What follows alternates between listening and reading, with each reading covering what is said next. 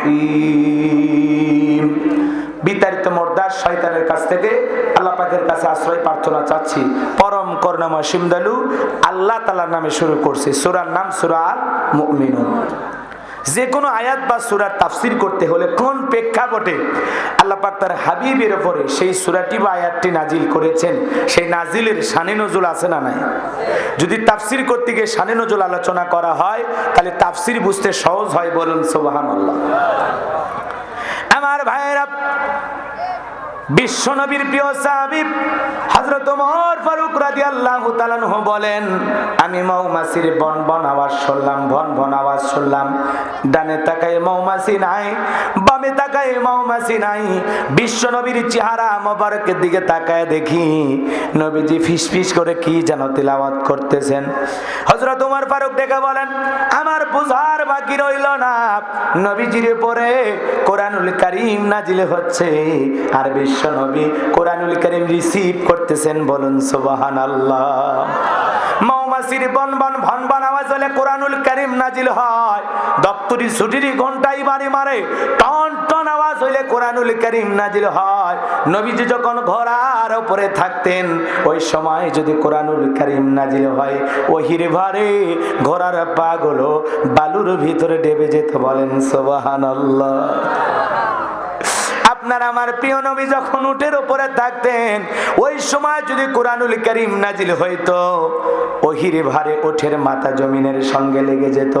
এক সাহাবী রানের উপরে মাথা রেখে নবীজি আরাম ফরমাচ্ছেন, ওই সময় জিবরাইল এসে নবীজির উপরে কোরআনুল কারীম নাজিল করলেন। সাহাবী ডেকে বলেন, আমার কাছে মনে হয় আমার রানটা ফেটে যাবে, আমার কাছে মনে হয় পাহাড় আমার রানের উপরে চেপে ধরেছে। তাহলে বলেন তো বাজান, কোরআনুল কারীমের একটা ওজন আছে না নাই? বলেন আছে না নাই? জীবনের প্রথম কোরআনুল কারীম রিসিভ করতে গিয়ে নবীজির শরীর মোবারকে জ্বর পর্যন্ত এসেছিল। বলেন আল্লাহু আকবার। দীর্ঘ 23টি বছরে নবীজির উপরে কোরআনুল কারীম নাজিল হয়েছে।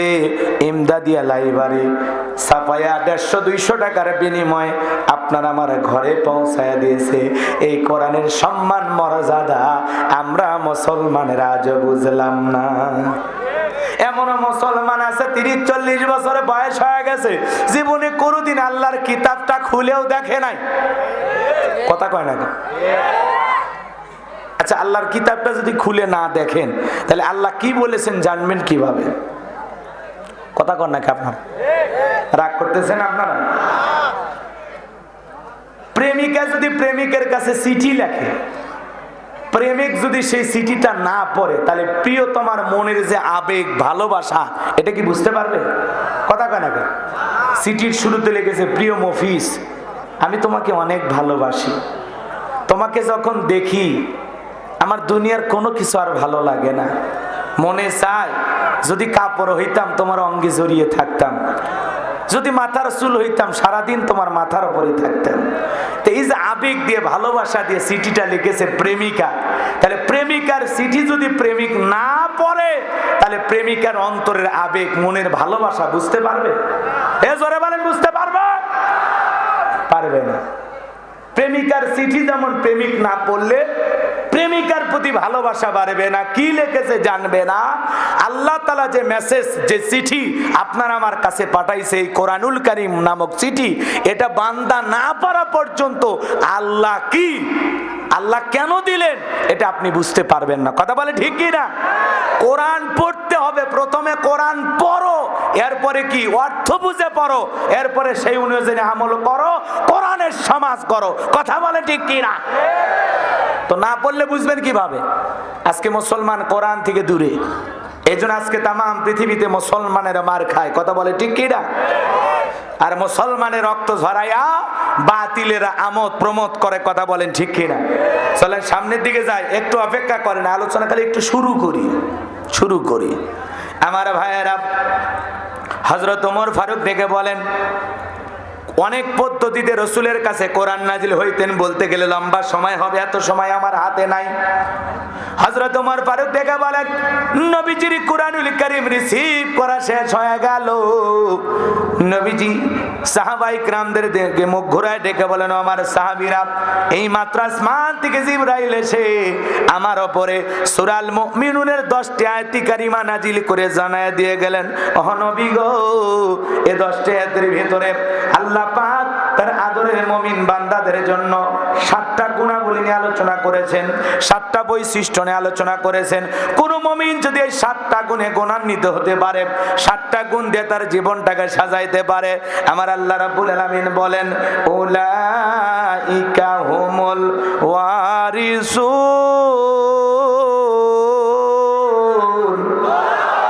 আল্লাযীনা ইয়ারিসুনাল ফিরদাউস হুম ফিহা খালিদুন। আমার আল্লাহ বলেন, তারাই উত্তরাধিকারী হবে জান্নাতুল ফেরদাউসের, সেখানে তারা চিরকাল বসবাস করবে। আমার আল্লাহ কোনোদিন তাদেরকে জান্নাত থেকে বের করে দেবেন না। বলুন সুবহানাল্লাহ। আপনার আমার টার্গেট জান্নাত না জাহান্নাম? কারা কারা জান্নাতে যেতে চান দুহাত তুলে আল্লাহকে একবার দেখান। আল্লাহ গো, আমাদের সবাইকে জান্নাতুল ফেরদাউসের মেহমান হিসেবে কবুল করুন। জোরে বলেন আমিন। আরেকবার বলেন আমিন। আরেকবার জোরে বলেন আমিন। এদিক খেয়াল করেন, জান্নাতে যেতে হলে মাত্র 7টা গুণাবলী, 7টা বৈশিষ্ট্য। বলেন কয়টি? 7টি। এই 7টা গুণাবলী যদি আমল করতে পারেন, তাহলে জান্নাতুল ফেরদাউসের ওয়ারিস আল্লাহ বানায় দিবেন। বলুন সুবহানাল্লাহ। এই 7টা গুণাবলী শেষ হবে না যতক্ষণ আমি মাইক ছাড়বো না, ততক্ষণ আপনারাও ময়দান ছাড়বেন না ততক্ষণ, ইনশাআল্লাহ। কবুল করেন। জোরে বলেন আমিন। হাত নামান, হাত নামান। কষ্ট হচ্ছে? আচ্ছা, এদিক খেয়াল করেন, বাবা মারা গেলে সন্তান যেরকম ওয়ারিস সূত্রে বাবার সম্পত্তির ভাগ পায়, কোন মুমিন যদি এই 7টা গুণাবলী অর্জন করে, এই 7টা বৈশিষ্ট্য অর্জন করে মারা যায়, তার নামে জান্নাতুল ফেরদাউসের ভিতরে জায়গা বরাদ্দ থাকবে। সুবহানাল্লাহ বলবেন না? আচ্ছা, ওয়ারিস সূত্রে সম্পত্তির মালিক হওয়া যায় না? এই 7টা গুণাবলী অর্জন করলে ওয়ারিস সূত্রে আপনি জান্নাতুল ফেরদাউসের মালিক হয়ে যাবেন। সুবহানাল্লাহ কালকে বললেন, আর একটু জোরে বলেন সুবহানাল্লাহ। মাত্র 7টা গুণাবলী। আল্লাহ যে কত ভালোবাসেন আপনাকে আমাকে, আল্লাহ আমাদেরকে ভালোবেসে মুসলমানের ঘরে জন্ম দিয়া জান্নাতের রাস্তা আল্লাহ একটু আগায় দিয়েছে। সুবহানাল্লাহ কোন। এরপরে আল্লাহ তাআলা, এদিক খেয়াল করেন, পৃথিবীর শ্রেষ্ঠ ধর্ম ইসলাম ধর্মের মানুষ বানায়া জান্নাতের রাস্তা আল্লাহ আরেকটু আগায় দিয়েছে। এরপরে আল্লাহ রাব্বুল আলামিন পৃথিবীর শ্রেষ্ঠ পয়গম্বরের শ্রেষ্ঠ উম্মত, আখিরি নবীর আখিরি উম্মত বানায়া জান্নাতের রাস্তা আরেকটু আগায় দিয়েছে। এরপরে পৃথিবীর শ্রেষ্ঠ কিতাব কোরআনুল কারীম দান করে আল্লাহ পাক জান্নাতের রাস্তাটা আরেকটু আগায় দিয়েছে। আর একটু আমল করলেই জান্নাত, একটু, খুব বেশি না, একটু। আপনার আমলটা যদি সহি হয়, নির্ভেজাল হয়, নিখুঁত হয়, অল্প আমলেই নাজাতের জন্য যথেষ্ট। বলুন সুবহানাল্লাহ। তাহলে আল্লাহ তাআলা এত দয়া করেছেন আমাদেরকে, সুবহানাল্লাহ বলেন। এবার চলুন বাজান গো আমার, বিশ্বনবী তখন সাহাবায়ে কিরামদের সামনে তিলাওয়াত করলেন। আমার আল্লাহ বলেন, কদ ফালাহাল মুমিনুন। আমার আল্লাহ রাব্বুল আলামিন দেখে বলেন, অবশ্যই মুমিনেরা সফল হয়েছে, অলরেডি মুমিনেরা সফল হয়েছে। বলুন সুবহানাল্লাহ। কদ আফলাহাল মুমিনুন, অবশ্যই মুমিনেরা সফল হয়েছে। সফল হয়েছে তারা ঈমান এনেছে যারা। ঈমানদার ছাড়া আল্লাহর কাছে সফল হওয়া যায়? ভালো করে বোঝেন, সফল হয়েছে তারা, ঈমান এনেছে যারা। আপনি আমি সবাই ঈমানদার, এতে কোনো সন্দেহ আছে? ভালো করে বোঝেন, আল্লাহ বলেন সফল হয়েছে তারা, ঈমান এনেছে যারা। আমরা মনে করি ক্ষমতা থাকলে সফল, টাকা থাকলে সফল, পৃথিবীর সবাই চেনে জানে সফল না। ডোনাল্ড ট্রাম্প, ও তো শেষ, ওই পাগলার নাই তো, এখন হলো জো বাইডেন। কথা কয় না কেন? আমেরিকার প্রেসিডেন্ট জো বাইডেন হলো পৃথিবীর সবচাইতে ক্ষমতাধর ব্যক্তি। বলেন তো বাজান, আপনাদের এলাকায় একটা বাজার আছে হালসা, কথা বলেন, এই হালসা বাজারে তরি তরকারি বিক্রি করে সবজি বিক্রেতা। আল্লাহরে গোলাম, আযান দেওয়ার পরে লোকটা যদি ইমানদার হয়, মসজিদে গিয়ে সালাত আদায় করে, আল্লাহর কাছে মাথা নত করে, বলেন তো বাজান, পৃথিবীর বড় নেতা জো বাইডেনের চেয়ে ওই কাঁচা মালের দোকানদার ইমানদারের দাম আল্লাহর কাছে কম না বেশি? আরো জোরে বলেন। কারণ ঈমান আছে যার, আল্লাহর কাছে দাম আছে তার। ঈমান নাই, 4 পয়সা দাম আল্লাহর কাছে নাই। কথা বলেন ঠিক কিনা? এজন্য দুনিয়াতে বেঈমানেরা সফল, আখিরাতে ওরা সফল হতে পারবে না। আর মুমিনেরা দুনিয়াতেও সফল, আখিরাতেও সফল। বলেন সুবহানাল্লাহ। আপনি হন রিকশা চালক, ভ্যান চালক, আপনার ভিতরে ঈমান আছে, আল্লাহর কাছে দাম আছে। সুবহানাল্লাহ বলেন।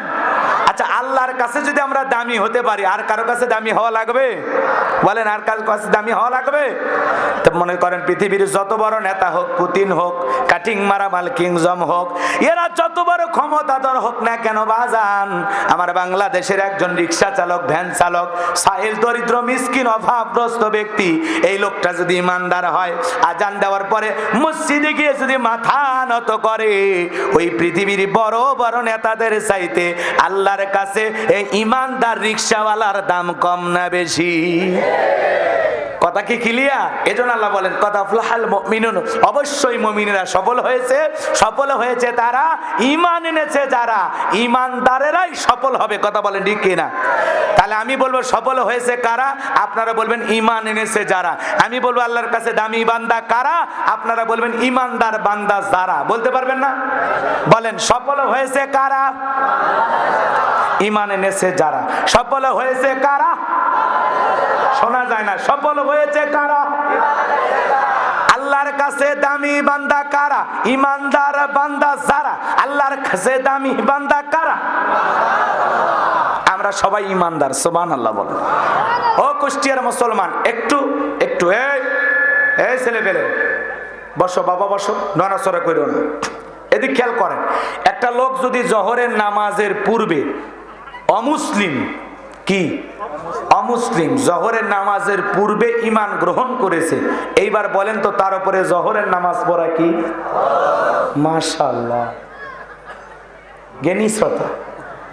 কেউ যদি আসরের নামাজের পূর্বে অমুসলিম ঈমান গ্রহণ করে, তার উপরে আসরের নামাজ পড়া? জোরে বলেন মাশাআল্লাহ। এখন এই দিক খেয়াল করেন, আল্লাহ পাক যখন মুমিন বান্দাদের 7টা বৈশিষ্ট্য, 7টা গুণাবলী নিয়ে আলোচনা করলেন, আল্লাহ পাক 1 নাম্বার সালাত দিয়ে শুরু করলেন। কারণ মুমিন জীবনের সবচাইতে দামি ইবাদত, সবচাইতে গুরুত্বপূর্ণ ইবাদতের নাম হলো সালাত। বলেন সুবহানাল্লাহ। এবার চলেন 1 নাম্বার শুরু হয়ে গেল। আমার আল্লাহ রাব্বুল আলামিন বলেন, আল্লাযীনা হুম ফি সালাতিহিম খাশিউন।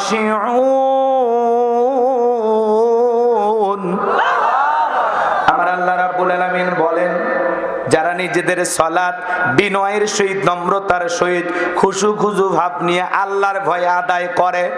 একটু মনোযোগ দিয়ে শুনবেন বাজান। আপনি আমি যখন নামাজের ভিতরে দাঁড়ায় যাব, দুনিয়াবি কোনো চিন্তা ভাবনা মনের মধ্যে রাখা যাবে না। অন্তরের ভিতরে থাকা সুচিন্তা, দুশ্চিন্তা, টেনশন মুক্ত হৃদয় নিয়ে আল্লাহর সামনে দাঁড়াইতে হবে। আপনি আমি যখন মসজিদের ভিতরে প্রবেশ করব, সালাত আদায় করার জন্য দাঁড়িয়ে যাব, দুনিয়াবি কোনো চিন্তা ভাবনা, বিবির কথা, সন্তানের কথা, ব্যবসা বাণিজ্যের কথা, দুনিয়াবি কোনো টেনশন, চিন্তা ভাবনা যা কিছু আছে সব মসজিদের বাইরে রাইখা একটা টেনশন মুক্ত হৃদয় নিয়া আল্লাহ রাব্বুল আলামিনকে সিজদা দেওয়ার জন্য মসজিদে গিয়ে দাঁড়াইতে হবে। কথা বলেন ঠিক কিনা? আপনি আমি যখন নামাজের মধ্যে দাঁড়াই যাব, অন্তরে ভয় থাকতে হবে কার? ইয়া আইয়ুহাল্লাযীনা আমানুত্তাকুল্লাহ, হে ঈমানদারগণ আমি আল্লাহকে ভয় করো। হাক্কা তুকাতিহি, ভয় করার মতো ভয় করো। কিভাবে সালাত আদায় করব, কিভাবে নামাজ আদায় করা দরকার, আমাদের নামাজটা কিভাবে পড়তে হবে জানা জানার দরকার আছে না নাই? নবীজি কিভাবে সালাত আদায় করতেন মনোযোগ দিয়ে শোনেন। ও কুষ্টিয়ার মুসলমানেরা, আপনার আমার প্রিয় নবী কিভাবে সালাত আদায় করতেন আম্মা জান আয়েশা ডেকে বলেন, নবীজি নামাজের ভিতরে এত লম্বা সময় দাঁড়িয়ে থাকতেন, দাঁড়িয়ে থাকতে থাকতে বিশ্ব নবীর পবিত্র পা মুবারক ফুলে উঠতো। সুবহানাল্লাহ বলেন। আম্মা জান আয়েশা আরো ডেকে বলেন, নবীজি এত লম্বা সময় রুকু করতেন, সিজদা করতেন, মাঝে মাঝে মনে হয় নবীজি আর কোনোদিন রুকু থেকে উঠবেন না, আর কোনোদিন সিজদা থেকে উঠবেন না। এত লম্বা সময় রুকু করতেন, সিজদা করতেন। মুহাম্মাদুর রাসূলুল্লাহ সাল্লাল্লাহু আলাইহি সাল্লাম বলেন আল্লাহু আকবার। এ বাজান গো আমার, আম্মা জান আয়েশা ডেকে বলেন, একদিন রাতের বেলায় দেখি বিছানা ভিজে গেছে।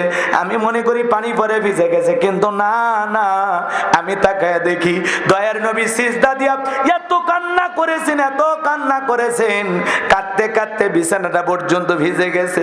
নবীজি যখন সিজদা থেকে মাথা উঠাইলেন, আম্মা জান আয়েশা ডেকে বলেন, নবী গো এত কান্না কেন করেছেন, কি হয়েছে আপনার?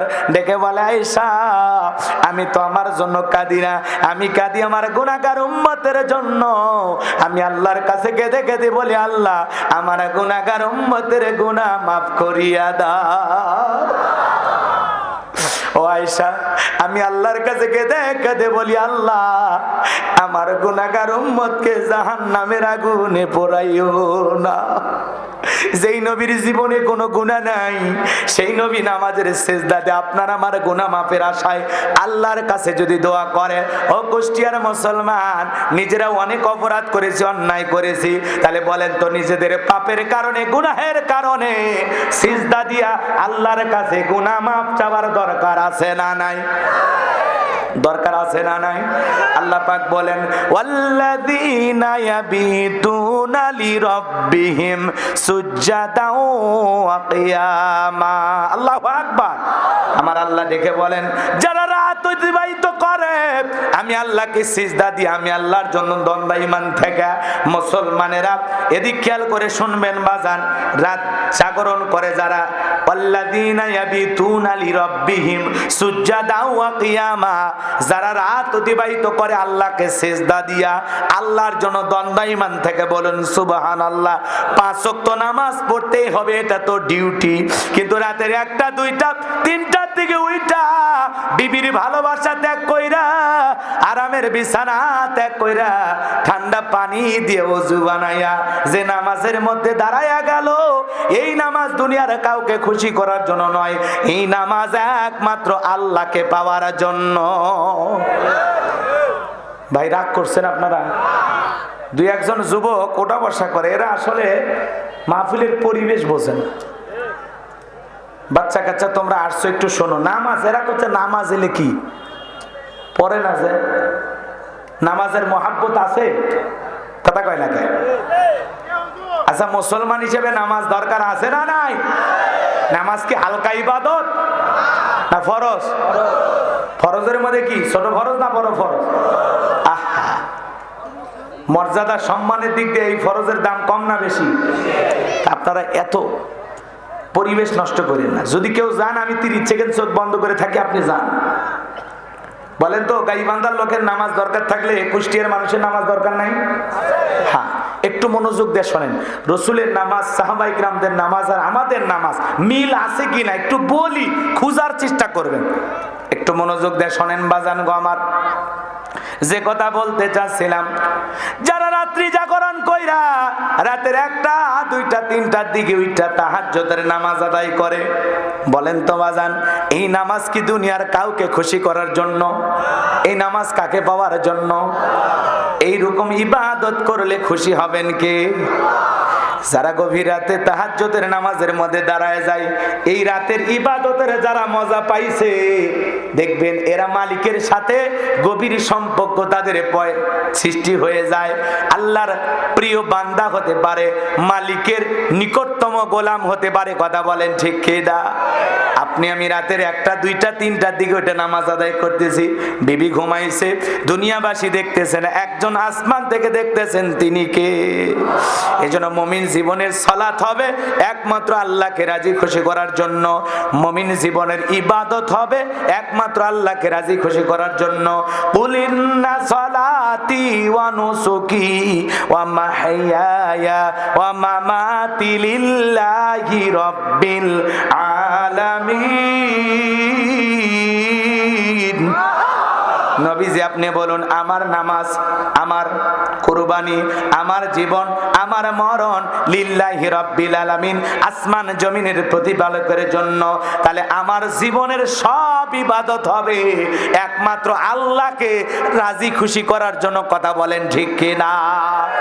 তাহলে গভীর রাতে যারা তাহাজ্জুদের নামাজের মধ্যে দাঁড়ায় যায়, গভীর রাতে যারা নামাজ আদায় করে, দেখবেন বাজার তার অন্তরের ভিতরে আলাদা তৃপ্তি, আলাদা ভালো লাগা কাজ করে। সুবহানাল্লাহ বলেন। মাঝে মাঝে রাত গভীর হয়ে গেলে নামাজে দাঁড়ায় দেখবেন নিজেকে হালকা মনে হবে, আল্লাহর খুব প্রিয় মনে হবে। ওই গভীর রাতে আল্লাহর সাথে প্রেম যদি করা যায়, মালিককে সিজদা দিয়া মালিকের ভালোবাসায় আরামের ঘুম ত্যাগ কইরা যদি নামাজের মধ্যে দাঁড়ানো যায়, আল্লাহর প্রিয় বান্দাদের তালিকায় নাম উঠে যায়। রাত্রি জাগরণ করে মুমিনেরা ইবাদত করবে, আল্লাহকে সিজদা দেবে, আল্লাহর ভালোবাসায় দাঁড়িয়ে থাকবে, আল্লাহকে রুকু সিজদা করবে। যুবকেরাও রাত্রি জাগরণ করে, তবে নামাজ পড়ে না। ইউটিউব, ইন্টারনেট, ইমো, মেসেঞ্জারে বান্ধবীর সাথে কথা বইলাম সারা রাত। কথা কয় না জাগে? এরকম বাচ্চা কাচ্চা আপনাদের এলাকায় আছে না নাই? যুবক সারা রাত ইউটিউব, ইন্টারনেট দেখে, সারা রাত ইমো, মেসেঞ্জারে বান্ধবীর সাথে কথা বলে। ফজরের আজান হয় যখন, ওই হাইব্রিড যুবক ঘুমাইতে যায় তখন। কথা কয় না কে? ফজরের নামাজও পড়ে না যুবক রে। তোমার মতো কত যুবক ঘুমাইলই ঘুমার ভাঙে নাই। কথা কয় না?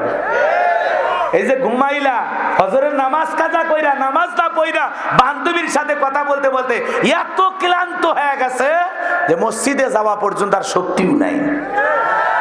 কথা কয় না খেয়ে? এরকম বাচ্চা কাচ্চা আছে আপনাদের এলাকায়? ফজরের আজান চলে যায়, ও আর উঠতেই পারে না, সে শক্তি নাই। কি কথা যে বলছে আল্লাহ জানে। কথা কয় না কে? এই যুবক, এই ঘুম ভাঙলে সকাল, না ভাঙলে পরকাল। কথা বলেন ঠিক কিনা? কেমন করে ঘুমাও তুমি ও কুষ্টিয়ার যুবকেরা, কেমন করে ঘুমাও তুমি ফজর করে কাজা? এমন তো হতে পারে ও তোমার জহরে জানাজা, এমন তো হতে পারে ও তোমার জহরে জানাজা।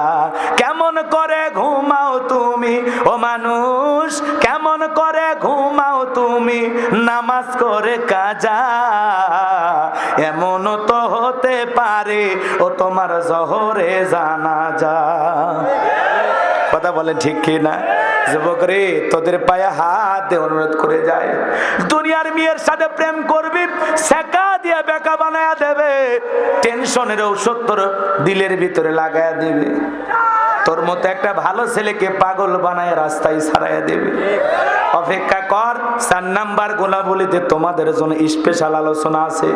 এখন যদি বাক্সর মুখ খুলে দেন সব তো শেষ হয়ে যাবে। অতএব সামনের দিকে যায়, কষ্ট হচ্ছে আপনাদের।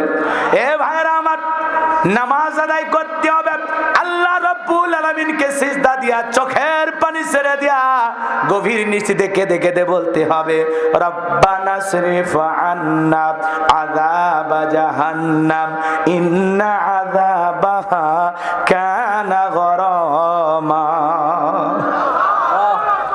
আল্লাহ তাআলা দেখে বলেন, সেদিন এদিক খেয়াল করেন, আল্লাহ রাব্বুল আলামিনকে সিজদা দিয়া চোখের পানি ছেড়ে দিয়ে কেঁদে কেঁদে বলবো, রব্বানা সরিফ আন্না আযাব জাহান্নাম ইন্না আযাবাহা কানা গরামা।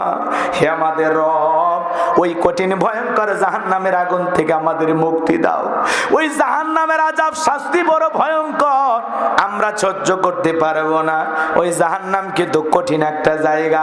আল্লাহ পাক দেখে বলেন, ইন্নাহা সাআত মুস্তাকাররাও ওয়া মুকামা। নিশ্চয় আবাসস্থল হিসাবে, বসতির জায়গা হিসাবে ওই জাহান্নাম কত না নিকৃষ্ট, কত না একটা নিকৃষ্টতম একটা স্থান। জাহান্নাম সুখের জায়গা না, ওইটা হলো যন্ত্রণার কারখানা। আর একবার যদি কেউ জাহান্নামে যায় তার কষ্টের কিন্তু শেষ হবে না। এবার জানা আল্লাহ রাব্বুল আলামিন বলেন, ইন্না জাহান্নামা কানাত মিরসাদা লিত্তাগিনা মাআবা লাবিসিনা ফিহা আহকাবা লা ইয়াযুকুনা ফিহা বারদান ওয়ালা শারাবা ইল্লা হামিমান ওয়া গাসসাকা। সূরা নাবার ভিতরে আল্লাহ পাক জানায় দিলেন, ইন্না জাহান্নামা কানাত মিরসাদা, নিশ্চয়ই জাহান্নাম পেতে রয়েছে আল্লাহর অবাধ্য নাফরমান গুনাহগার বান্দাদের ধরার জন্য। এটা হলো, এই জাহান্নাম হলো অপরাধীদের থাকার আবাসস্থল। এখানে তারা যুগের পর যুগ বসবাস করবে। ওই জাহান্নামের আগুনে জ্বলতে জ্বলতে পুড়তে পুড়তে জাহান্নামীদের চেহারা হয়ে যাবে কয়লার মতো কালো। ওই জাহান্নামের আযাব সহ্য করা যাবে না বাজান। ওই জাহান্নামের আগুনে জ্বলতে জ্বলতে পুড়তে পুড়তে জাহান্নামীরা ক্ষুধার্ত হয়ে ডেকে বলবে, আল্লাহ আর সহ্য করতে পারি না, এত জাহান্নামের আগুনে পুরাইলাম, আলী ক্ষুধার্ত হয়ে গেছি, আমাদের একটু খাবার দাও, খাবার দাও। জাহান্নামীরা যখন ক্ষুধার যন্ত্রণায় খাবার বলে চিৎকার মারবে, আল্লাহ ফেরেশতাদেরকে অর্ডার দেবে, জাহান্নামের তলদেশে এক ধরনের ফলের চাষ করা হবে, যেই ফলটা হলো জাক্কুম, কাঁটাযুক্ত ফল। খাদ্য হিসাবে যখন জাহান্নামীদের হাতে হাতে পরিবেশন করা হবে, ওই ফলটা পাওয়া মাত্রই জাহান্নামীরা খাবার মনে করে যখন গলার ভিতরে দেবে বাজান, দেওয়া মাত্রই গলার মাঝামাঝি আটকে যাবে, ভিতরেও যাবে না, বাহিরেও আসবে না, যন্ত্রণায় খালি ছটফট করবে। আল্লাহ জাহান্নামী বান্দাকে এই খাবার দিয়েছে ক্ষুধা নিবারণের জন্য নয়, জাহান্নামী বান্দার শাস্তি আরো বেশি বাড়ানোর জন্য। আমার বাবাজিরা, এইবার যখন জাহান্নামী ব্যক্তির ওই কাঁটাযুক্ত জাক্কুম নামের ফলটা গলার মাঝামাঝি আটকে যাবে, ভিতরেও যাবে না, বাহিরে আসবে না, যত গলা নাড়াচাড়া করবে কাঁটাগুলো ফুটবে আর ফুটবে, যন্ত্রণায় ছটফট করে ডেকে বলবে, আল্লাহ এ কেমন ফল খাওয়াইতে দিলা, ভিতরেও যায় না, বাহিরেও আসে না, আল্লাহ একটু পানি দাও, পানি দাও। তারা যখন পানি পানি বলে চিৎকার মারবে, আমার আল্লাহ রাব্বুল আলামিন ডেকে বলেন, লা ইয়াযুকুনা ফিহা বারদান ওয়ালা শারাবা, তাদেরকে মিনারেল ওয়াটার দেওয়া হবে না, ঠান্ডা কোনো পানি পান করাইতে দেওয়া হবে না, এমন পানি পান করাইতে দেওয়া হবে, আল্লাহ বলেন, ইল্লা হামিমা ওয়া গাসসাকা, ইল্লা হামিমা ওয়া গাসসাকা, এমন উত্তপ্ত ফুটান্ত গরম পানি জাহান্নামীদেরকে পান করাইতে দেওয়া হবে, যা পুঁজ ব্যতীত কিছুই নয়। ও কুষ্টিয়ার মুসলমান, দেখের ভিতরে বড় বড় ফোড়া ওঠে, ফাটায় দিলে ভিতরে দেখে কি বের হয়, আরো জোরে কন, আরো জোরে। ওইটা হাসপাতাল থেকে 1 গিলাস সংগ্রহ করে দিলে খাবেন নাকি 50,000 টাকা দেব, 1 লাখ। ভিতরে এই কথা শুনে সিসি লাগতেছে, ঘৃণা আসতেছে, হুজুর এসব বলেন কি? আমার কথা না কথা, আল্লাহর সূরা নাবার 25 নম্বর আয়াত, ইল্লা হামিমা ওয়া গাসসাকা, ওই জাহান্নামীদেরকে এমন উত্তপ্ত ফুটান্ত গরম পানি পান করাইতে দেওয়া হবে, যা পুঁজ ব্যতীত কিছুই নয়। ওই দুর্গন্ধওয়ালা পুঁজওয়ালা গরম পানি যখন জাহান্নামীরা পান করবে বাজার, জাহান্নামীদের লারি ভুড়ি গুলো গলে গলে পড়ে যাবে, জোরে কর নাউজুবিল্লাহ। এই যদি হয় জাহান্নামের শাস্তি, বলেন তো বাজান, সহ্য করার ক্ষমতা কি আমাদের আছে? সেই জাহান্নাম থেকে বাঁচার জন্য সিজদা দিয়ে কাঁদতে হবে কার কাছে? আরো জোরে বলেন, কার কাছে? গুনাহ মাফের আশায় দোয়া করতে হবে কার কাছে?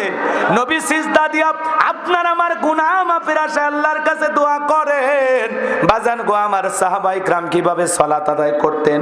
মরুভূমিতে যখন সাহাবায়ে কিরাম নামাজের মধ্যে দাঁড়িয়ে যেতেন, ওই মরুভূমির পাখিগুলো খেজুর গাছ মনে করে সাহাবীদের কাঁধের ওপরে, মাথার ওপরে বসে থাকতো। বিশ্বনবীর সাহাবীরা সালাতে এত মনোযোগ, কাঁধে পাখি পরে থাকে, এরপরেও টের পাইতো না। বলুন সুবহানাল্লাহ। বিশ্বনবীর সাহাবীরা সালাতে এত মনোযোগ, কাঁধে পাখি পরে আছে, এরপরেও টের পায় না। আর আপনি আমি একটা মশা বলে আগে মশা মারে, তারপরে নামাজ ধরে। কথা কন নাকি আপনারা? আছে না নাই? কিভাবে সালাত আদায় করেছেন নবীর সাহাবীরা? জিহাদের ময়দানে নবীজি দুইজন সাহাবীকে পাহারাদার নিযুক্ত করলেন। এরপরে তাঁবুর ভিতরে নবী এবং সাহাবায়ে কিরাম গভীর মধ্যে চলে গেলেন। দুইজন সাহাবী দাঁড়িয়ে পাহারা দিতেছেন। একজন আর একজনকে ডেকে বলে, ভাই খামাকা দুইজন ডিউটি করে কি লাভ, অপচয় সময় নষ্ট করে কি লাভ, এই সময় একটু নামাজের ভিতরে কাটায় দেই। এই কথা ভেবে বিশ্বনবীর সাহাবী নামাজে দাঁড়িয়ে গেলেন। আর কাফেররা চিন্তা করলো এটা মানুষ না গাছ। এইটা ভেবে তারা টার্গেট করে তীর নিক্ষেপ করেছেন। বিশ্বনবীর সাহাবীর একটা হাতের ভিতরে তীরটা ঢুকে গেল, আর একটা তীর নিক্ষেপ করেছেন, আর একটা হাতের ভিতরে ঢুকে গেছেন। এরপরে যখন নামাজ শেষ করলেন, সেই সাহাবীকে ডাক দিয়ে বলে, ভাই তাড়াতাড়ি ঘুম থেকে জাগ্রত হন, তাকায় দেখেন কাফের আমাকে তীর নিক্ষেপ করেছে। আজকে যদি আমি রাসূলের পাহারাদার না হইতাম, আজকে আমি নামাজের ভিতরে দাঁড়ায়া এত মজা পাচ্ছিলাম, নামাজ আমার কাছে এত ভালো লাগতেছিল। তীর আইসা যদি কলিজার এপাশ ওপাশ ছিদ্র করে দিত, তবু আজকে আমি নামাজ ছাড়তাম না। আরো জোরে বলেন সুবহানাল্লাহ। সাহাবায়ে কিরামদের নামাজের কত গভীর মনোযোগ, কত গভীর মনোযোগ। আল্লাহু আকবার বলেন। নবীজির সাহাবী হযরতে তালহা নামাজে দাঁড়িয়ে গেছেন, কলিজার টুকরা ছেলেটা খেলা করতেছেন। স্ত্রী মানুষজনকে ডাকলেন, ছেলেটাকে বিষাক্ত সাপ পেঁচিয়ে ধরেছে, সন্তানটাকে বিপদমুক্ত করলেন। হযরতে তালহা নামাজ শেষে জিজ্ঞাসা করে, বিবি রে বাড়িতে এত মানুষজন, ব্যাপারটা বুঝতে পারলাম না। ডেকে বলে, স্বামী আপনি যখন নামাজের মধ্যে দাঁড়িয়ে গেছেন, জঙ্গল থেকে সাপ এসে ছেলেটাকে পেঁচিয়ে ধরেছিল, আমি মানুষজনকে ডাকলাম, সন্তানটাকে বিপদ মুক্ত করলাম। এত ঘটনা আপনার চোখের সামনে ঘটে গেল, আপনি কি কিছুই বলতে পারেন না? হযরতে তালহা ডেকে বলে, বিবি রে নামাজের মধ্যে মন যদি এদিক সেদিক চলে যায়, তাহলে নামাজ তো আর নামাজ থাকে না। আরো জোরে বলেন আল্লাহু আকবার। সাহাবায়ে কিরাম কিভাবে সালাত আদায় করতেন? এতটা মনোযোগ, সন্তানকে সাপে ধরেছে তারপরে বলতে পারে না। আর আপনি আমি নামাজ পড়ি হালসা বাজার, মন চলে যায় কুষ্টিয়া শহরে। এ কথা কয় না কেন? আমরা নামাজে দাঁড়াই, আমাদের মন খালি ছটপট করে। নামাজের ভিতরে দাঁড়ায় দুনিয়াবি এত চিন্তা, এত কথা মনে হয়, এত ধান্দা নামাজের ভিতরে মনে হয়, মাঝে মাঝে ভুলেই যায় 2 রাকাত চলতেছে না 3 রাকাত। রাকাতের হিসাব ভুলে যায়। কথা কয় না কেন? এমনও নামাজি আছে, নামাজ পড়তে পড়তে দুনিয়াবি এত চিন্তা মাঝে মাঝে আইসা ভর করে, দুনিয়াবি এত চিন্তা মনে হয় সিজদা 2টা দিলাম না 3টা দিলাম, খেয়াল থাকে না। আছে? আপনাদের এলাকায় মনে হয় নাই? আমরা নামাজে দাঁড়াইলে আমাদের মন খালি ছটপট করে, মন খালি উতাল পাতাল করে। কথা কয় না কেন? একটা গবেষণায় বলা হয়েছে, কিছু কিছু নামাজিদের মন নামাজের ভিতরে 8 সেকেন্ডও স্থির থাকে না। আমাদের মন এত অস্থির। কথা কয় না কেন? নামাজ পড়ে হালসা বাজার, মন চলে যায় ভারতের বর্ডারে, মন খালি ছটপট করে। আর গোলাম রব্বানি কইলেই দোষ। আমাদের পাগল মন। জোরে বলেন কি মন? দুনিয়াবি কথা মনে হয় না? দুনিয়াবি চিন্তা ভাবনা মনের মধ্যে আসে কি না?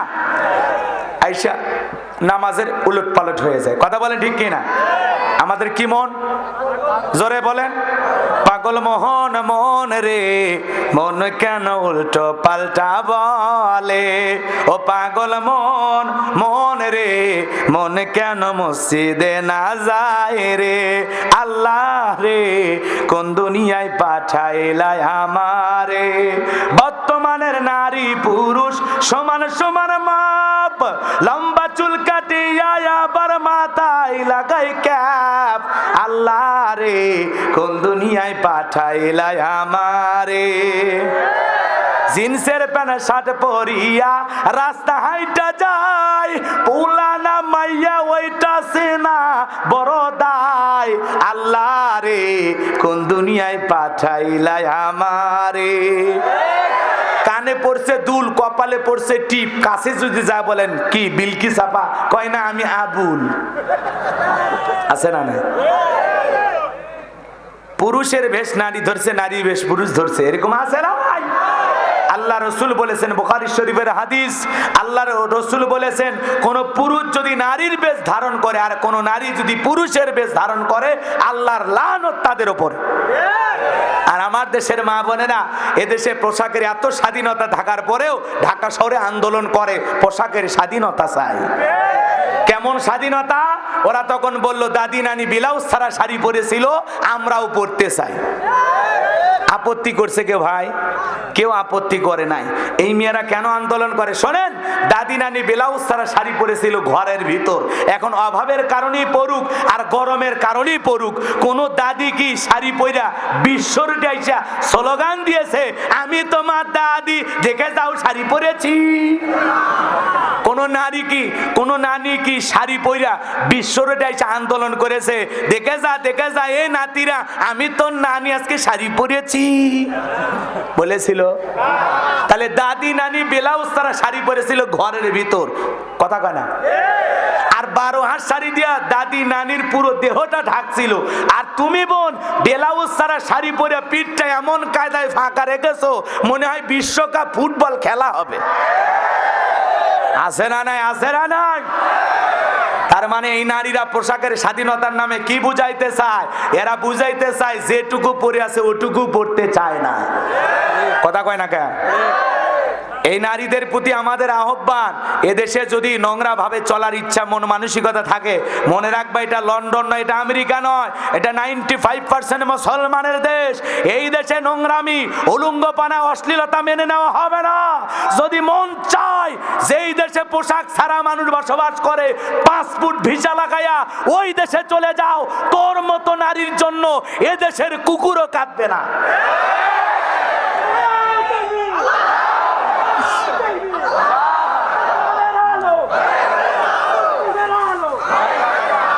হ্যাঁ, সাসার হায়াত আল্লাহ বাড়ায় দেখ, জোরে বলেন আমিন। এটাই যুবক রে, এটাই যুবক। তোরা তো যুবক না, সেটা তো দেখে বোঝাই যাচ্ছে। রাগ করতেছেন আপনারা মনে হয়? এদিক খেয়াল করেন, পোশাকের স্বাধীনতা ছিল, আছে, থাকবে। যে যার মতো পোশাক পরতেছে কোনো সমস্যা নাই, কিন্তু মনে রাখবেন কোন সম্ভ্রান্ত ভদ্র ফ্যামিলির মেয়ে বোরকা ছাড়া, পর্দা ছাড়া বাহিরে যেতে পারে? যার বাবা মুসলমান, যার দাদা মুসলমান, যার স্বামী মুসলমান, সে কোনোদিন বেপরদায় বাহিরে যেতে পারে না। এ কথা কন না কে? আপনার বউ কি মানুষকে দেখানোর জন্য নাকি? বউ আমার আমি দেখবো, বোরকা ছাড়া যদি বাইরে যায় একটু মশা নেবেন, এ বিলকিস বোরকা পর। যদি বলে হ্যাঁ আমার কি বয়স হয়েছে, এই বয়সে মানুষ তাকাবে, এই বয়সে তাকাবে, এখনই দোকানপাট ঠেকে বাইরে যা, কথা কয় না কে? আচ্ছা বয়স হয়ে গেলে তাকাবে, কথা কন না কে?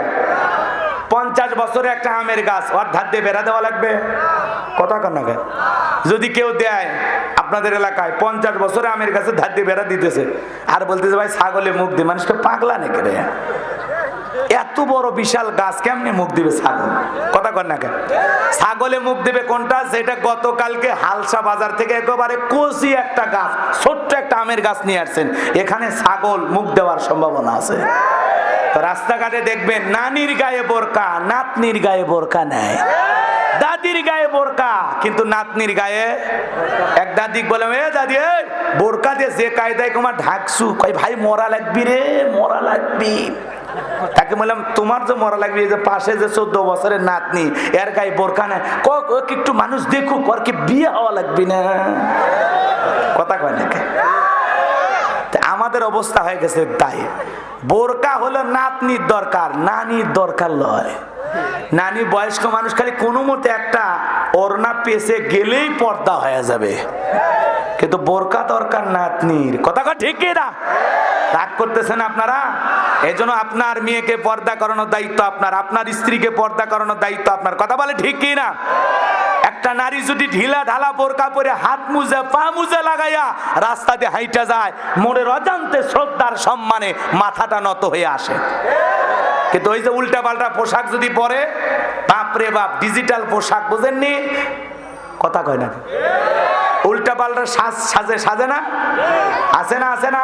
লাম খালি ভীম খালি নুনের ওপরে এক নোকটা, পেট খালি পিঠ খালি, ভাবির কপালে ডিজিটাল ফোটা, রং ঢঙ্গের সাজগোজ দিয়া, বিউটি পার্লারের সাজ দিয়া রাস্তা দিয়ে হাইটা যায়, আর যুবক কই গেল রে, আছে না?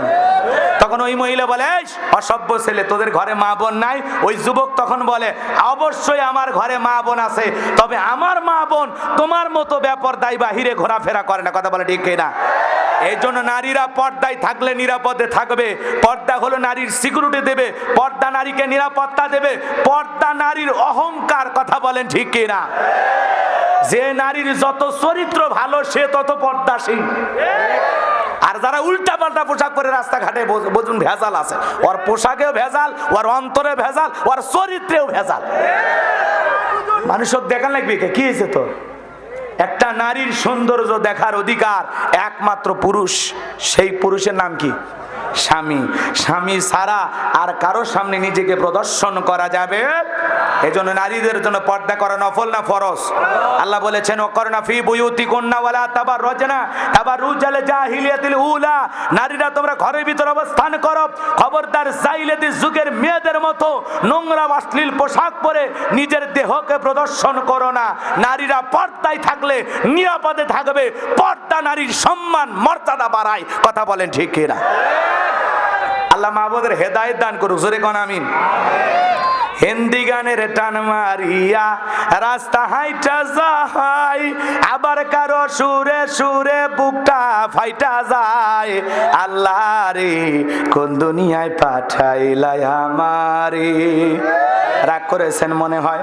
তাহলে নামাজের ভিতরে আমাদের মন খালি ছটফট করে, দুনিয়াবি চিন্তা ভাবনা মনে হয়। কথা কোন ঠিক কিনা? নামাজ পড়তে গিয়ে এত তাড়াহুড়া করে মসজিদের মধ্যে ঢুকছে, ওযু করতে যায় এক ঠ্যাং না ধুইয়াই।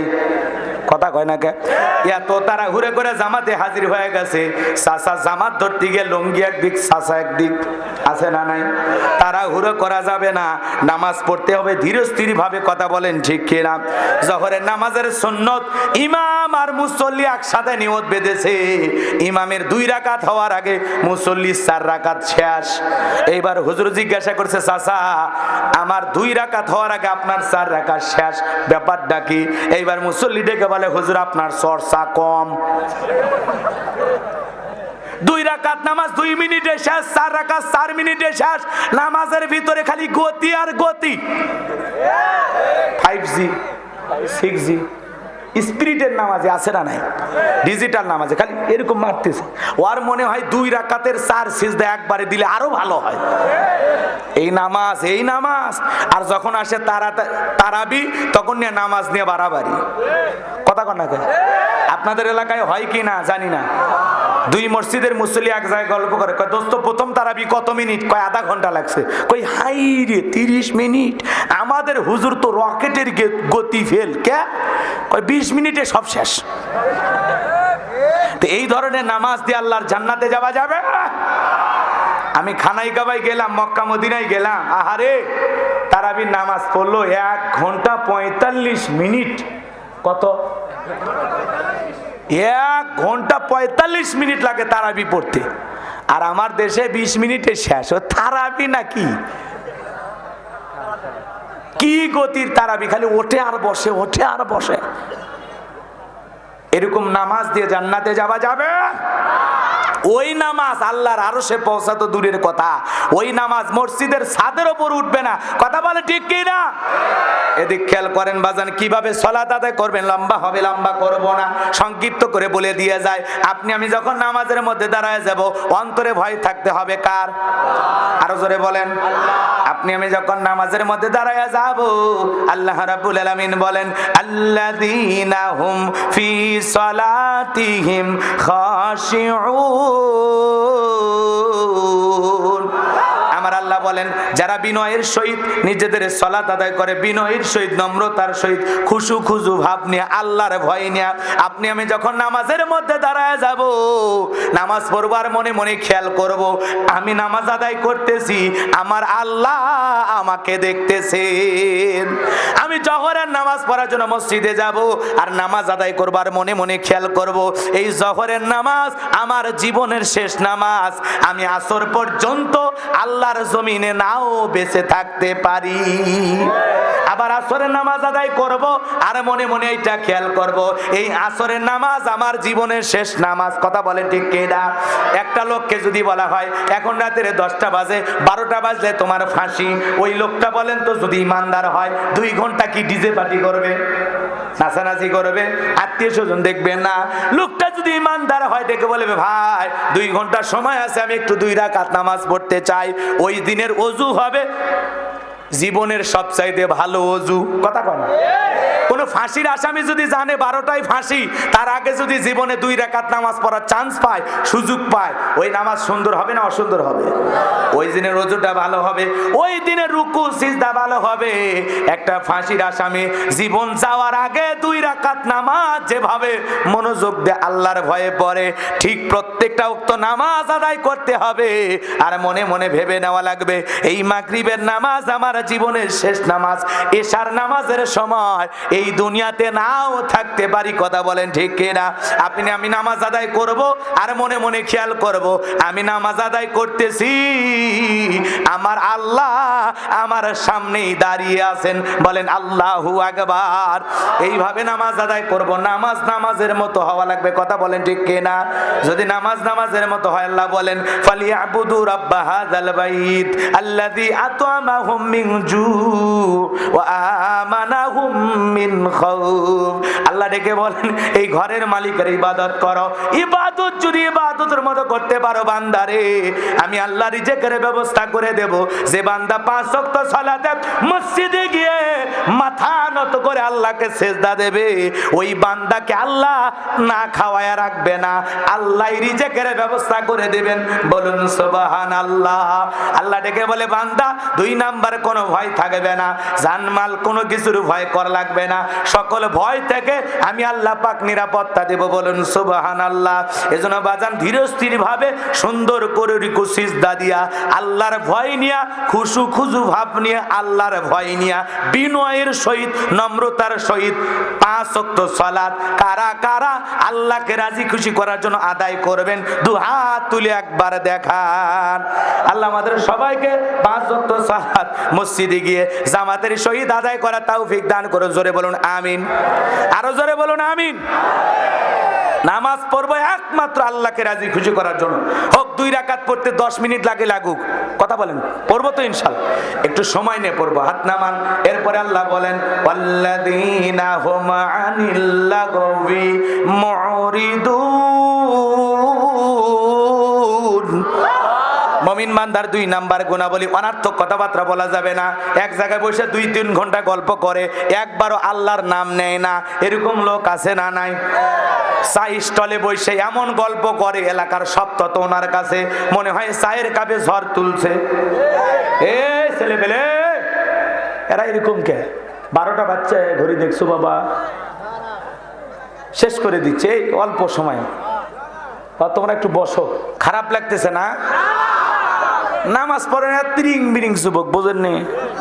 এরা ওই যে ইউটিউবে না ওয়াজ শুনছে, ওই 1-1.5 মিনিটের একটু ভাইরাল গান টান শুনে লাফায়। এরা মনে করে হুজুর মনে এগুলোই করে, আসল ওয়াজ দেয় না, ওই কেটে কেটে ওগুলোই দেয়, আর দিয়ে হুজুরদের বদনাম। কথা কি বোঝেন নাই?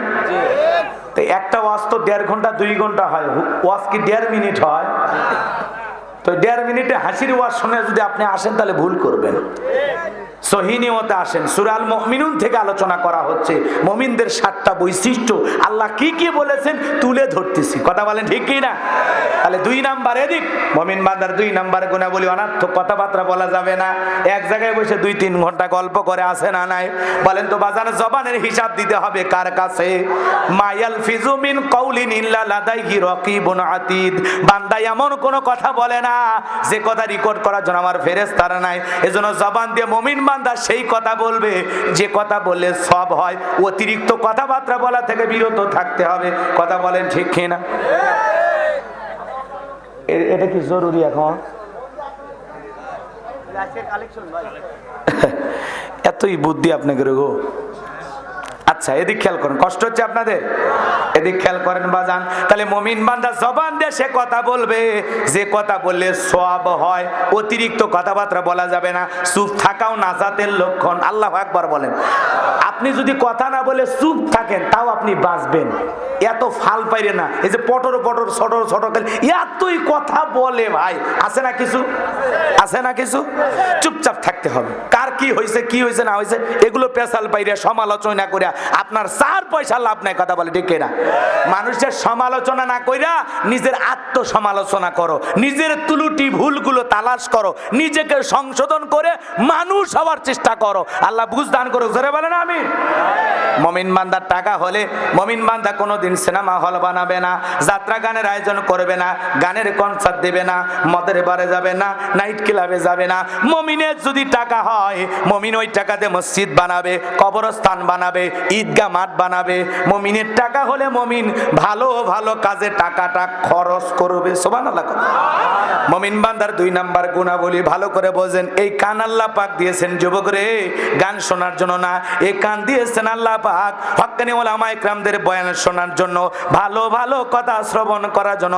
যুবক কানের ভিতর ইয়ারফোন লাগায় গান শোনে, রূপবানে নাচে কোমর দোলাইয়া, আল্লাহর ফেরেশতারা কবরে নে পিটাবে ঝোলাইয়া ঝোলাইয়া।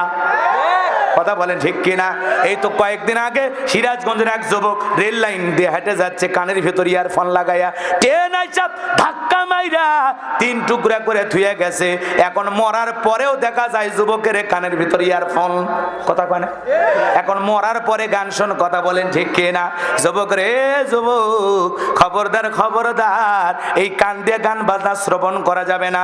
হক্কানি উলামায়ে কেরামদের বয়ান শুনতে হবে, ইসলামী সঙ্গীত শুনতে হবে, কোরআন তিলাওয়াত শ্রবণ করতে হবে। কথা বলেন ঠিক কি না? তাহলে মুমিন বান্দার 2 নাম্বার গুণাবলী, মুমিন বান্দা জবান দিয়ে সে কথা বলবে যে কথা বললে সব হয়। মুমিন বান্দা সেই কাজে টাকাটা ব্যয় করবে যে কাজে ব্যয় করলে সওয়াব পাওয়া যায়। মুমিন বান্দা কান দিয়া সেই জিনিসগুলো শুনবে যেগুলো শুনলে সওয়াব হয়। এক কথায় সওয়াব আছে যেখানে মুমিন থাকবে, আর গুনাহ আছে যেখানে আমরা নাই। এটা হলো মুমিন বান্দার 2 নাম্বার গুণাবলী। এইবার নাম্বার 3 আল্লাহ রাব্বুল আলামিন বলেন ওয়াল্লাযীনা হুম লিয-যাকাতি ফাঈলুন। মুমিন বান্দার 3 নাম্বার গুণাবলী আল্লাহ রাব্বুল আলামিন বলেন, আল্লাহ যদি মুমিন বান্দাকে নিসাব পরিমাণে ধন সম্পদের মালিক বানায় দেয়, টাকাওয়ালা বানায় দেয়, ধনী বানায় দেয়, বলেন তো বাজান ওই ধনী বান্দার উপরে যাকাত দেওয়া নফল না ফরজ? এ যুবক 4 নম্বরে যুবকদের আওয়াজ, একটু অপেক্ষা করো। 3 নাম্বার এদিক খেয়াল করেন। আল্লাহ রাব্বুল আলামিন যদি ধনী বানায় দেয়, মুমিন বান্দা সক্রিয়ভাবে হিসাব করে করে কয় লাখ টাকায় কয় হাজার টাকা যাকাত আসে, কয় কোটি টাকার কয় লাখ টাকা যাকাত আসে, হিসাব করে করে বছরে একবার যাকাত দেবে। কার ভয়ে? আরো জোরে বলেন কার ভয়ে? স্বাধীনতার 50 বছর কেটে গেল, যারা যাকাত দিচ্ছে দিয়ে যাচ্ছে, যারা নিচ্ছে নিয়ে যাচ্ছে, মানুষের ভাগ্যের কোনো পরিবর্তন হচ্ছে না। যাকাত আসছে এ সমাজের পড়ে থাকা অবহেলিত মানুষের মুখে হাসি ফোটানোর জন্য, যাকাত আসছে দারিদ্রতা বিমোচন করার জন্য, যাকাত আসছে অভাব মুক্ত সমাজ রাষ্ট্র দেশ গড়ার জন্য। যাকাত এদিক খেয়াল করেন। যাকাত আসছে রাস্তার ওই পারে 10 তালা এই পারে গাছতলা, এর ব্যবধান দূর করার জন্য। যাকাত আসছে এই সমাজের বঞ্চিত মানুষের অধিকার প্রতিষ্ঠিত করার জন্য। বলেন আল্লাহু আকবার। কিন্তু আমরা কি পাইছি? যাকাত মানে শাড়ি লুঙ্গি। কথা কয় না? 5,000 শাড়ি লঙ্গি নিয়ে আসছে, অমুক স্কুল মাঠে দেওয়া হবে। মানুষ আছে 50,000, ঠেলাঠেলি গুদি করে পায়ের তলে পড়ে 6 জন মারা গেছে। কথা কয় না? এই জন্য যার তার স্লোগানে দৌড়ে যাওয়া যাবে না। এই যে কালকে মিছিল মিটিং সমাবেশ হলো, আরে কত মানুষ মারা গেল। কথা কয় না? ওই যে পুলিশ অফিসারটা মারা গেছে। শোনেন, রাজনীতির নামে, মিছিলের নামে কোনো মানুষ যদি মারা যায়, আমরা চাই না কোনো মায়ের বুক খালি হোক। কথা বলে ঠিক কি না? আজকে তার বৃদ্ধ মা বাবা কান্নাকাটি করতেছে মানিকগঞ্জ দৌলতপুরে সেই পুলিশের জন্য। তার মা বাবা অঝরে চোখের পানি ছেড়ে দিয়ে কান্না করতেছেন। একটা চর এলাকার মানুষ উঠে কই গেছিল, আজকে দেখেন সে এই যে আমাদের সমাজে মিছিল মিটিং এর বলি হয়ে গেল। আবার আরেকটা ছেলে দল করে, সেও মারা গেছে। আরেকটা ছেলে মারা গেছে, সেদিন নাকি 3 জন মানুষ মারা গেছে। কয়জন মানুষ মানুষকে পিটায় মারে? যেই দলেরই হোক, পুলিশ হোক আর দল করুক আর যা করুক, এই যে আমাদের সমাজে অশান্তি, এটা তো আমরা চাই না। কথা বলেন ঠিক কিনা? রাজনীতির বলি অসংখ্য মা তার বুক খালি হয়েছে। কথা বলেন ঠিক কিনা? আমরা এগুলো দেখতে চাই না, এগুলো দেখে আমাদের কষ্ট হয়। কথা বলে ঠিক কিনা? একজন মা জানে তার সন্তান হারানোর কত ব্যথা, একজন স্ত্রী জানে তার স্বামীকে হারানোর কত ব্যথা। ছোট্ট একটা কন্যা সন্তান, সেও কান্না করতেছে। কথা বলেন ঠিক কিনা? প্রত্যেকটা পরিবারে কান্নাকাটি রোল পড়ে গেছে। কেউ মিছিল করতে গিয়ে মারা গেল, কেউ নিরাপত্তা দিতে গিয়ে মারা গেল। কথা বলেন ঠিক কিনা? রাগ করতেছেন? আজকে হরতাল পালিত হয়ে গেল, আবার 3 দিনের অবরোধ। কয়দিন? মঙ্গলবার, বুধবার, বৃহস্পতিবার 3 দিন অবরোধ ঘোষণা করেছে। এই যে গরিব দুঃখী মানুষ, তাদের তো একটু কষ্ট হয়। কথা বলে ঠিক কিনা? আজকে সমাজে এগুলো কথা বললে আবার আমাদেরকে বলে, হুজুর আপনারা রাজনীতি করেন। আমরা তো আসলে রাজনীতি, ওইটা মানে বাংলাদেশের চলমান রাজনীতির সাথে আমাদের জীবনের কোনো মিল নাই। কথা কয় লাগে? রাজনীতি যদি কখনো করা লাগে, বিশ্বনবীর আদর্শের রাজনীতি করে, সমাজে দিন প্রতিষ্ঠিত করে, কোরআনের সমাজ কায়েম করে রাজনীতি করব। কথা বলে ঠিক কিনা? রাগ করতেছেন না? চলেন সামনের দিকে যাই ভাই, এদিক খেয়াল করেন। আজকে হরতালের মধ্যে কত মানুষ মারা গেছে, যাই না? এক বাসের হেল্পার মারা গেছে, কত মানুষ মারা গেছে। আমরা এটা বুঝতে পারি যে একজন মায়ের বুক খালি করে এই যে আহাজারি কান্নাকাটি এগুলো করে আমাদের লাভটাকে। আল্লাহ আমাদের হেদায়েতের পথে কবুল করেন, এদেশের শান্তি ফিরায় দেন। জোরে বলেন আমিন, আরো জোরে বলেন আমিন। হ্যাঁ, আমরা এদেশের শান্তি কামনা করি, এদেশের কল্যাণ কামনা করি। কথা বলেন ঠিক কিনা? সামনের দিকে যাই, লম্বা হবে, লম্বা করা যাবে না। এ বাজান গো আমার, ওই যাকাতের শাড়ি লুঙ্গি বিতরণ করতে গিয়া যেই ব্যক্তি মানুষ মেরে ফেলে দিল, আপনার কি মনে হয় এর যাকাত কি আল্লাহর দরবারে কবুল হবে? যাকাত কবুল হওয়া তো দূরের কথা, মানুষ হত্যাকারীর গুনাহ নিয়া জাহান্নামে যেতে হবে। কথা বলেন ঠিক কিনা? এজন্য যাকাত মানে শাড়ি লুঙ্গি না। আমাদের সমাজের মধ্যে তাকায় দেখবেন বাজান, নিজের পরনে পরে থাকে আমানসা লুঙ্গি 1000 টাকা দাম, আর গরিবকে যখন দেয় লেটন লুঙ্গি 200 টাকা দাম। পরে থাকলে ওর জান্নাত জাহান্নাম সব বোঝা যায়। নিজের বউরে পরায় 2000-5000 টাকা দামের শাড়ি, আর গরিব মহিলাকে কিনে দেয় শাড়ি না মশারি 200 টাকা দাম।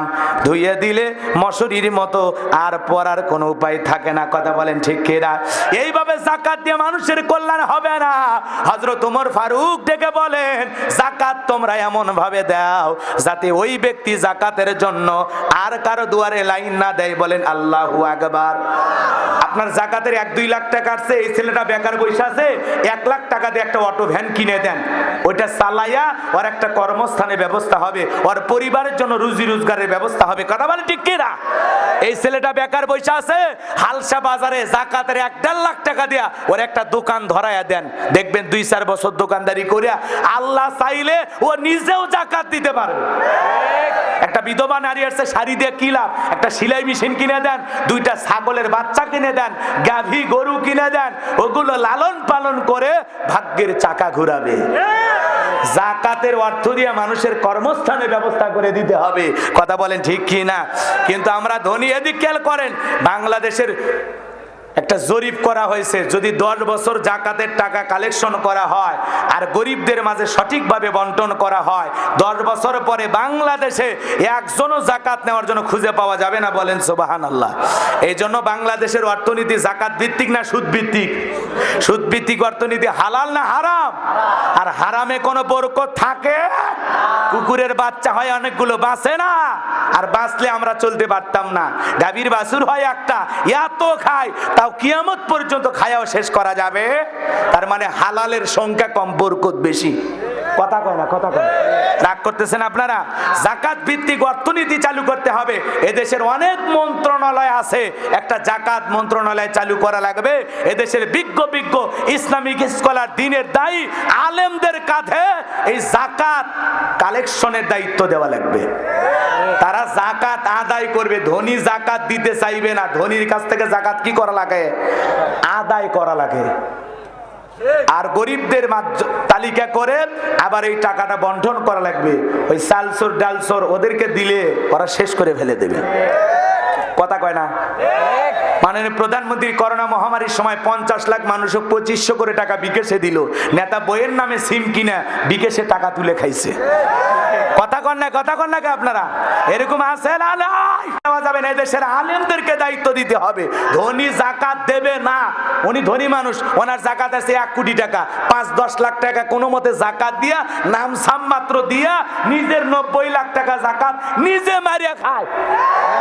ইনি ধনী, ওনার জাকাত আছে 10 লাখ টাকা, 2-3 লাখ টাকা কোনো মতে দিয়া, নিজের 5-6 লাখ টাকা জাকাত নিজে মারিয়া খায়। ধনীরাও যদি সঠিকভাবে জাকাত দিত, এদেশে এত দুঃখী মানুষ থাকতো না।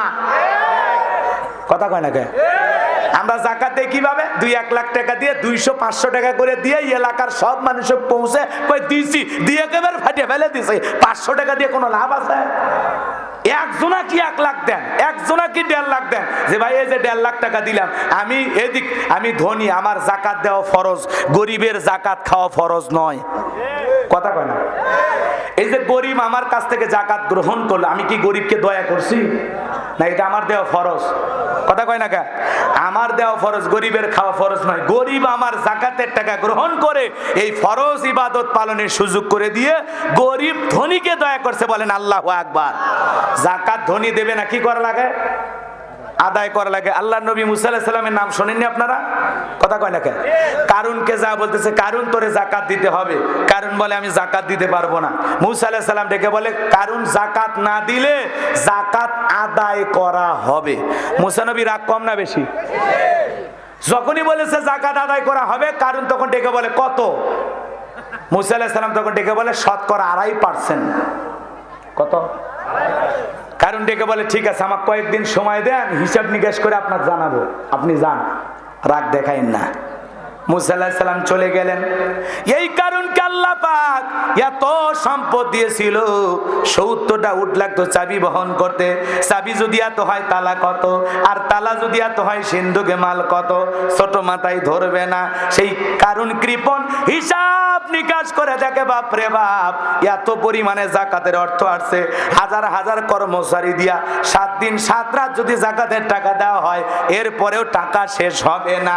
এমনি তো কৃপণ, পায়ে স্যান্ডেল দেয় না ক্ষয় যাবে বলে, গায়ে জামা পরে না ছিঁড়ে যাবে বলে, সেই কৃপণ কি এত টাকা জাকাত দিতে পারে না, দেবে না? সে তখন কি করলো? এলাকা একটা 2 নাম্বার মহিলা ছিল, নাম হলো সবদা। এই সবদার কাছে যা বলে, সবদা আমাকে একটা উপকার করা লাগবে, বিনিময়ে আমি তোকে 2 বস্তা টাকা দেব। কি উপকার? সবদার কাছে এইবার ডেকে বলে, সবদা এই জামানার নবী মুসা আগামীকাল ভরা মজলিসে হাজার হাজার জনতার সামনে যখন ওয়াজ করে উপদেশ দিয়ে মানুষকে আল্লাহর দিকে দাওয়াত দিবে, ওই ভরা মজলিসে দাঁড়ায়া শুধু একবার বলবি, মুসা নবী দিনের বেলায় ওয়াজ করে আর রাতের বেলায় আমি সবদার সাথে রাত কাটাই, বাস এতটুকু কথা বললেই যথেষ্ট।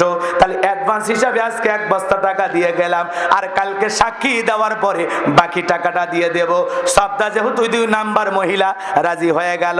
পরের দিন সকালবেলা আল্লাহর নবী নবী মুসা আলাইহিস সালাম বয়ান করে, হাজার হাজার জনতার সামনে সুন্দর করে ওয়াজ নসিহত করে উপদেশ দিয়ে মানুষকে আল্লাহর দিকে দাওয়াত দিতেছেন।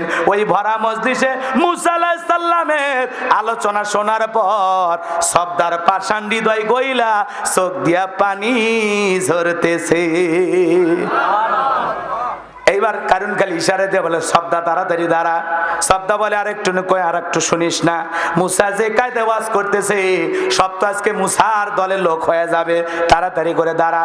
সবদা যখন দাঁড়ায় না, কারণ 2 জন লোককে পাঠায়া দিল, তাড়াতাড়ি করে সবদাকে দাঁড় করায় দাও।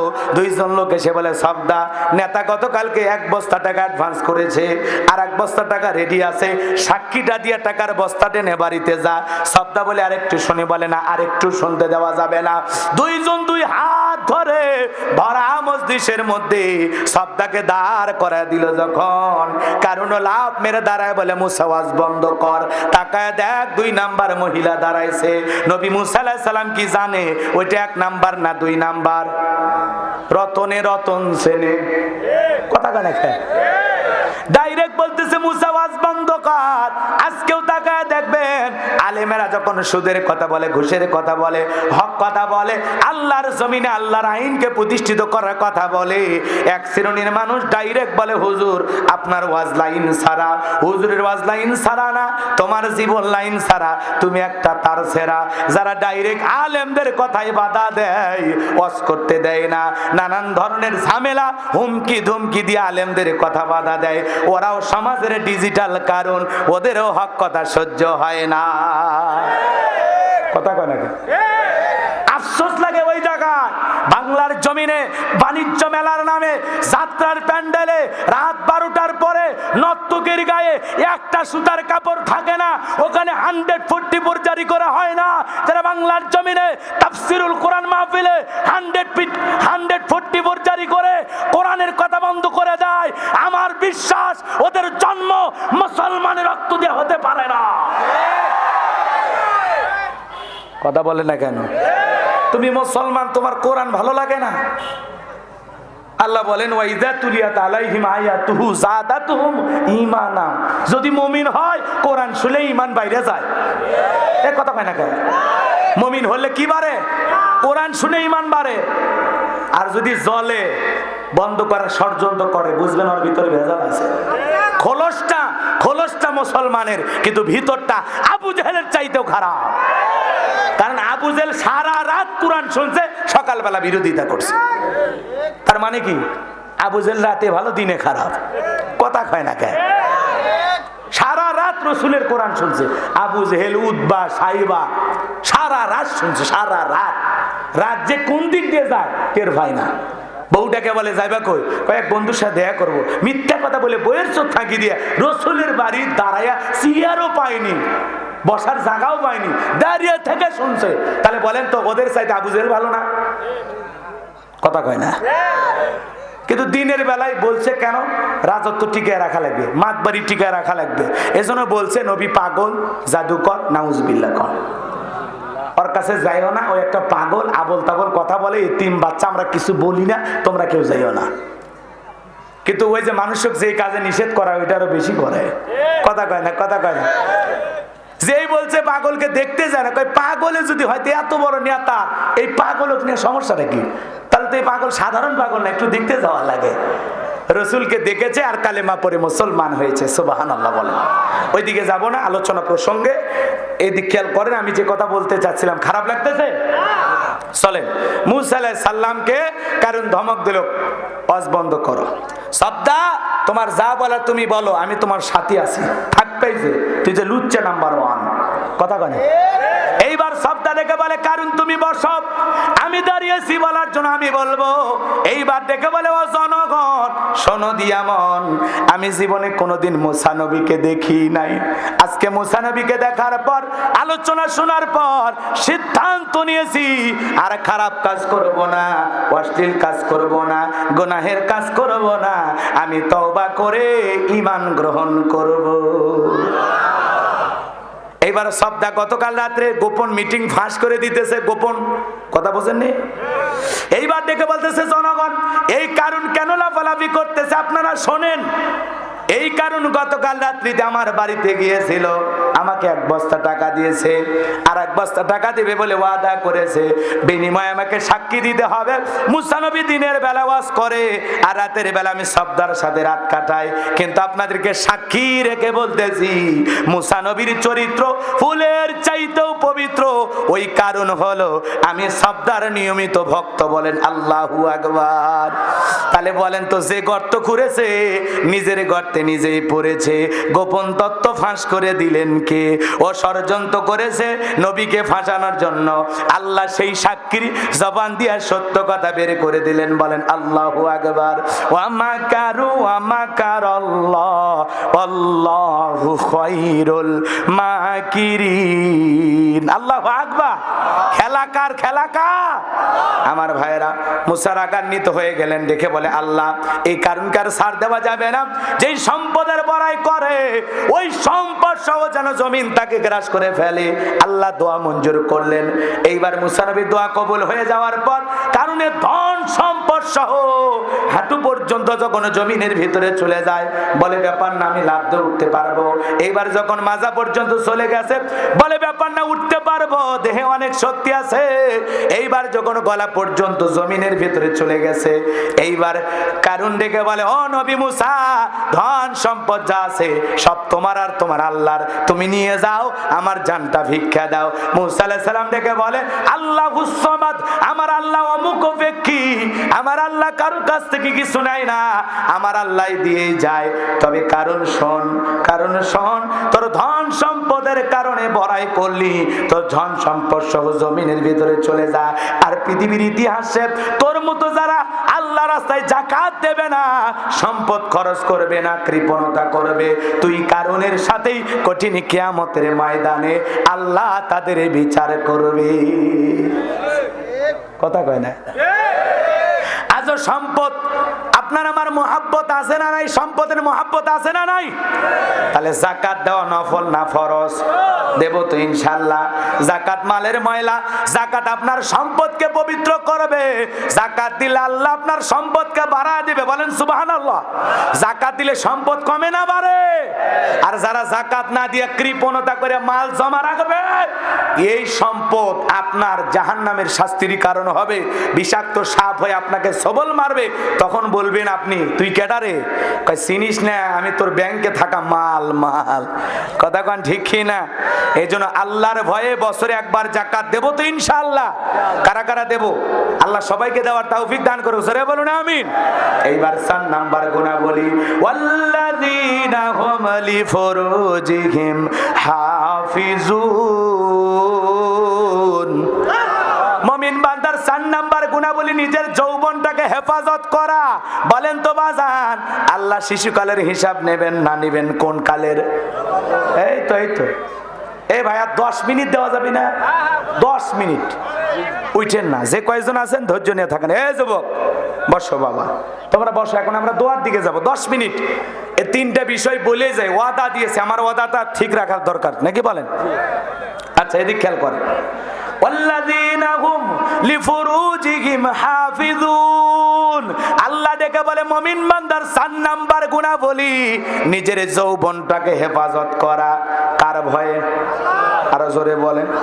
আমার আল্লাহ ডেকে বলে বান্দা যৌবনকালে গুনাহ করতে ভালোবাসে, আর যৌবনকালের ইবাদত ভালোবাসেন কে? আরো জোরে বলেন কে?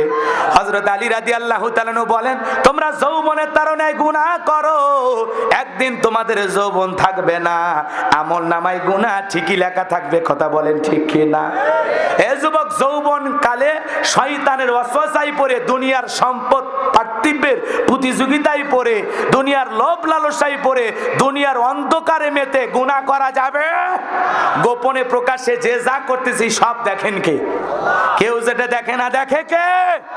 আল্লাহু খাবীরুম বিমা তা'মালুন। সব খবর কার কাছে? তাহলে দিনের আলোতে রাতের আধারে গোপনে প্রকাশ্যে যে যা পাপ করতেছে গুনাহ করতেছে সব আল্লাহ দেখে। যুবক, এ যুবক, ওই যে পার্কে যায়া ওই যে উত্তর পাশে বৈশা, হ্যাঁ ওই ভিডিও কিন্তু আল্লাহর কাছে আছে। কথা কয় না? মুরব্বী চাচা মন খারাপ করবেন না, আপনার যখন যৌবনকালে বয়স ছিল ওই যে সৈয়ালা নৌকা চড়া, হ্যাঁ ওই যে ঘুরলেন যে মনে আছে ওই যে চরের ওই পাশে কাশফুল ছিল, তার সাইডে যে গেলেন, ওই ভিডিও কিন্তু আছে। এই জন্য হযরত আলী রাদিয়াল্লাহু তাআলা বলতেছেন, তুমি এদিক খেয়াল করো, যৌবনের তাড়নায় গুনাহ করেছো, একদিন তোমার যৌবন থাকবে না, কিন্তু আমল নামায় গুনাহ ঠিকই লেখা থাকবে। তো এই জন্য পূর্বের গুনার কথা ভেবে আল্লাহর কাছে ক্ষমা চাওয়ার দরকার আছে না? না। তাহলে মুমিনের যৌবন এদিক খেয়াল করেন, হালাল পথে খরচ হবে। মুমিনের যৌবন হোটেলে বিক্রি হয় না, পার্কে বিক্রি হয় না। মুমিন কোনোদিন বিয়ের আগে অবৈধ প্রেম ভালোবাসার সম্পর্কে জড়াতে পারে? মুমিনের যৌবন খরচ হবে হালাল স্ত্রীর কাছে। কথা বলেন ঠিক কিনা? আমরা যৌবনকালে গুনাহ করতে ভালোবাসি, আর যৌবনকালের ইবাদত আল্লাহ পছন্দ করে। এজন্য আল্লাহর ভয়ে যদি ইবাদতের সময় কাটাইতে পারি, তাহলে আমরা ভাগ্যবান। কারণ এই রঙের যৌবন একদিন থাকবে না, টাইট চামড়া একদিন ঢিল হয়ে যাবে, এই কালো দাড়ি একদিন সাদা হয়ে যাবে। কথা বলেন না কেন? রাগ করতেছেন মনে হয়? যুবক রে, এই রঙের যৌবন একদিন জন ধরে শেষ হয়ে যাবে। তোর গহনা দিন ফু রাইয়া যাইবে, গহনা দিন ফু রাইয়া যাইবে, যৌবনে লাগবে ভাটি, ওই যে দেখো ডাকিতেছে তোমায় কবরের মাটি। এই জন্য দুনিয়ার রং তামাশায় মেতে গুনাহ করা যাবে? যৌবনকালে আল্লাহর ইবাদতের সময় কাটাবো ইনশাআল্লাহ। আমরা যৌবনকালে কোনো গুনাহ করব না ইনশাআল্লাহ। এই যৌবনের পরীক্ষা দিয়েছিলেন ইউসুফ আলাইহিস সালাম। বলতে গেলে লম্বা সময় লাগবে, আমি ওই দিকে যাব না। জুলেখা গোপন কক্ষে 10টা তালা মেরে ইউসুফ আলাইহিস সালামকে নিয়ে যায়, কাছে ডাইকে বলতেছে, দিলে বড় জ্বালা রে পাঞ্জাবিওয়ালা। হুজুর তো কিছুই বোঝে না, হুজুর সবই বোঝে, নারীর ছলা কলা বোঝে না। কথা কর না কে? এইবার জুলেখা নিজের কাপড় ছিঁড়ে ছিঁড়ে দেবতার মুখ ঢাকতেছে। ইউসুফ আলাইহিস সালাম ডেকে বলে, কাপড়ে ঢাকিলে তুমি দেবতার মুখ, কি দিয়া ঢাকিবা তুমি বিধাতার মুখ? জুলেখা কাছে আসে আর বলে, ইউসুফ রে, তোমার চোখ দুইটা ভারী সুন্দর। সুবহানাল্লাহ। ইউসুফ নবীর চোখ কি সুন্দর না? আমার ভাইয়েরা, ইউসুফ নবী ডেকে বলে, জুলেখা, এই চোখ যে আল্লাহ সৃষ্টি করেছে তারে তুমি ভয় করো, কিন্তু জুলেখার কি ভয়ের অবস্থায় আছে? যুবক রে, ভালো করে কথাগুলো বোঝো। গোপন একটা কক্ষে ইউসুফ নবী আর জুলেখা ছাড়া দুনিয়ার কেউ নাই। তারপর ইউসুফ আলাইহিস সালাম জুলেখার দিকে হাত বাড়ায় না। আর এখনকার যুবকেরা এত গোপন কক্ষ পাওয়া তো দূরের কথা, পার্কের সিপা গলি পাইলেও আর পীড়িতের 12 মাস কয়েকদিন পরে বমি করে। কথা কোন ঠিক কিনা? রাগ করো না রে যুবক, সামনের দিকে যায়। ইউসুফ আলাইহিস সালামের অন্তরে আল্লাহর ভয়, ইন্নী আখাফুল্লাহ, অন্তরে আল্লাহর ভয় নেই। ডেকে বলে, আল্লাহ, জুলেখার মনের যে অবস্থা আমি বুঝতে পেরেছি, আল্লাহ, এখান থেকে বাঁচানোর একমাত্র মালিক আপনি। আল্লাহর উপরে তাওয়াক্কুল করে ইউসুফ আলাইহিস সালাম ডেকে বলে, আল্লাহ, আমার ইজ্জত বাঁচানোর জন্য দৌড় মারার দায়িত্ব দেয়। বাপ রে বাপ, মানে রেডি থাকে, মলম টলম দিয়ে কান্দে নাকি আল্লাহ জানে। রাগ করতেছেন আপনারা? এই জুলেখা নেকা কান্নার অভিনয় করে বলতেছে, ইউসুফকে ছেলের মতো দেখতাম, আজকে সেই ইউসুফ সুযোগ পাইয়া আমার ইজ্জতের দিকে হাত বাড়াইছে, আর একটু দেরি করে আপনি আসলে কি যে সর্বনাশ হয়ে যেত। আর মনে মনে কয়, মরার সামনে আসার সময় পাইলি না। কথা মানে জুলেখা নেকা কান্নার অভিনয় করে মিথ্যা তহমত দিয়া ইউসুফ আলাইহিস সালামকে ধর্ষণের আসামি বানাইয়া 1 নয় 2 নয় 9.5 বছর জেল খাটাইছে। কথা বলেন ঠিক কিনা? এজন্য যুবক নারীদের ষড়যন্ত্র বড় মারাত্মক, ওদের কাছে শয়তানও ফেল। এজন্য তোদের পায়ে হাত দিয়ে অনুরোধ করে বলে যায়, যুবক রে, পুলিশে ধরলে বাঁচবি, ইরাবি ধরলে বাঁচবি, কিন্তু কোন নারীর ছলনার জালে, প্রেমের জালে, মায়ার জালে, ওদের রূপের জালে যদি একবার পাটা আটকে যায়, ফান্দে পড়িয়া বগা কান্দে রে, সারা জীবন কেঁদেও ওই ছলনাময়ী কালনাগিনীর বিষাক্ত সবল থেকে তোরা বাঁচতে পারবি না। ওরা ছেলেদের ভালোবাসে না, ওরা ছেলেদের মন নিয়ে তামাশা করে। যে যত দামি গিফট করে তারে তত বেশি ভালোবাসে। আইফোন দিতে পারলে ওরে বেশি ভালোবাসে, আছে না? না। এই জন্য যুবক খবরদার, নারীর এখন ভালোবাসেন ব্যবসা শুরু করছে। কথা কয় না? ভালোবাসার দোকানদার। কথা কয় না? ওরা এখন কি হয়েছে? ভালোবাসার দোকানদার। যদি তোমারে থুয়ে আর একটা ভালো ছেলে ভাই ওর কাছে চলে যায়, এজন্য বিয়ের আগে কোনো অবৈধ প্রেম ভালোবাসার সম্পর্কে জড়ানো যাবে। পিতামাতা পছন্দ করে বিয়ে দেবে যেখানে বরকত আছে সেখানে। এই মুরব্বীদের দোয়া ছাড়া বিয়ে করিস না, ধ্বংস হয়ে যাবে। আর এখনকার উল্টাপাল্টা যুবকেরা 3 দিন বয়স হয়নি, কেবল 20 বছর বয়স, বিয়ে করার জন্য মানে পাগল হয়ে যায়। বাড়িতে এসে কয় আব্বা উত্তর পাড়া লাকি পছন্দ হয়ে গেছে, রাজি থাকলে 1 চাপুন না হলে 2 চাপুন। বাপ কয় বেটা না কি রে? তখন বলছে যে বাবা আর একটু বয়স হোক, পড়াশোনা শেষ হোক, তারপর বিয়ে দেবো। আপনি যদি রাজি না থাকেন আমি আমার লাকিকে নিয়ে ঢাকা শহরে ঘর বাঁধতে চাই। কথা কেন? মাঝে মাঝে দেখেন না এলাকাতে ছেলে মেয়ে পালিয়ে যায়, আপনাদের এলাকা শুরু হয়নি অবশ্য, এদিকে যায় দেখবেন ওই ছেলে মেয়ে ভালোবাসার টানে ঘর বাঁধার আশায় ঢাকায় চলে যায়। কথা কন না কে? বিয়ের আগে ওই মেয়ের কত স্লোগান, তুমি যেখানে আমি সেখানে, তুমি গাছতলায় রাখলে গাছতলায়, বাঁশতলায় রাখলে বাঁশতলায়। কথা কি বোঝেননি? আমার সোনা দানা কিছু লাগবে না, গাছের পাতা ছিঁড়ে করো আমার গহনা। এ যুবক, আমের পাতা জামের পাতা ছিঁড়ে সুতে দিয়ে বাঁধে আর গলা পরে দিস, দেখিস কি অভিনয়টা করে। তখন গালটা রেডি রাখিস থাপ্পড় খাওয়ার জন্য। কথা কয় না কে? বলে বাহানা বাহানা, মিথ্যা কথা। কথা কয় না কে? রাগ করতেছে না মনে হয়? এইবার যায় স্বামী স্ত্রী প্রেম করে বিয়ে করছে, মাত্র 3 মাস পার হয়ে গেছে, এখন দুইজনের মধ্যে দাও কুড়েলের সম্পর্ক, একে অপরকে পছন্দই করে না, কথায় কথায় ঝগড়া লেগে থাকে, ভালোবাসা জানলা ভেঙ্গে পাইলে গেছে। রাত 12টার পরে স্ত্রীর মোবাইলে মেসেজের সাউন্ড কো কো করে বাজে উঠছে। এইবার স্বামী ঘুমের তালে চোখ ঘুষতে ঘুষতে তাকায় দেখে স্ত্রীর মোবাইলে লেখা উঠেছে বিউটিফুল। এইবার বউকে ডাক দেয়, এই তাড়াতাড়ি ওঠ, বিয়ের আগে আমি সোনা আমি ময়না, আমি ছাড়া তোর দুনিয়াত কেউ নাই, আর এত রাতে তোর মোবাইলে SMS পাঠাই বিউটিফুল, তাড়াতাড়ি করে দেখ। এইবার বউ চোখ ঘুষতে ঘুষতে তাকায় দেখে, ওরে স্বামী লেখা উঠেছে ব্যাটারি ফুল আর তুমি বলো বিউটিফুল, তার মানে সন্দেহর চোখ দিয়ে তাকাইছে। কথা বলেন ঠিক কি না? আর একটা সংসারের ভিতরে যদি সন্দেহ ঢুকে যায়, ওই জায়গায় শান্তি না অশান্তি? ভালোবাসা থাকে। এই জন্য মুরব্বীদের দোয়া নিয়ে বিয়ে করবা। পিতা মাতার বাস্তব অভিজ্ঞতা আছে, তারা 30-40 বছর সংসার করেছে, সংসার কোন মেয়েরে দিয়ে হবে, কোন পরিবারে বিয়ে করলে হবে, ওইটা মা বাবা ভালো জানে। মাতবাড়ি করিস না ভাই, পরে চেকবু আর কবু আরে কি ভুল করছি, ওই ভুলের মাসুল আর দেওয়া যাবে না।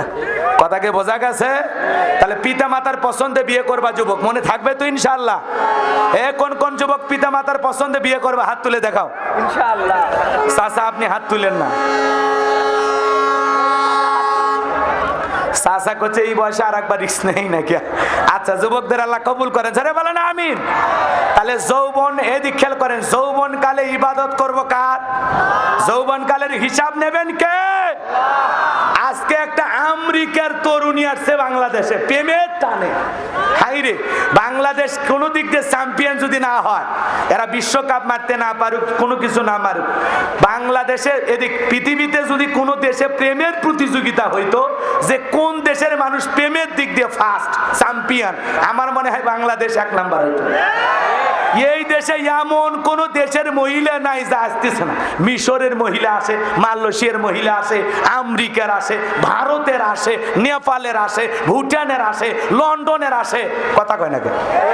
বাংলাদেশের যুবকদের প্রেমের পাওয়ার এত বেশি, হাজার হাজার কিলোমিটার থেকে মহিলা ছুটে আসে। কথা কয় না? কথা কয় না? রাগ করতেছেন আপনারা? তাহলে যুবক বিয়ের আগে কোনো অবৈধ প্রেম ভালোবাসার সম্পর্কে জড়ানো যাবে না। আল্লাহ হেদায়েত দান করুক, যারা বলেন আমিন।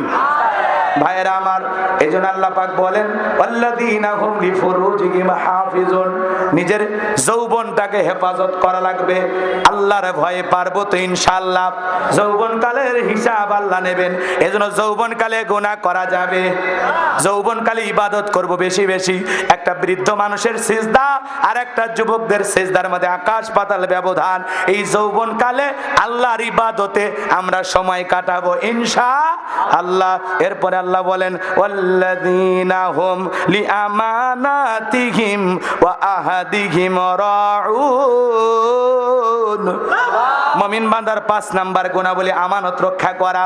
এই জীবনটা আমানত, ছেলে মেয়ে আমানত, স্ত্রী পরিবার পরিজন আমানত, বক্তার কাছে শ্রোতারা আমানত, ইমামের কাছে মুসল্লিরা আমানত, ইউনিয়নের চেয়ারম্যানের কাছে ইউনিয়নবাসী আমানত, মাননীয় প্রধানমন্ত্রীর কাছে 18 কোটি দেশের মানুষ হলো আমানত। কথা বলেন ঠিক কিনা?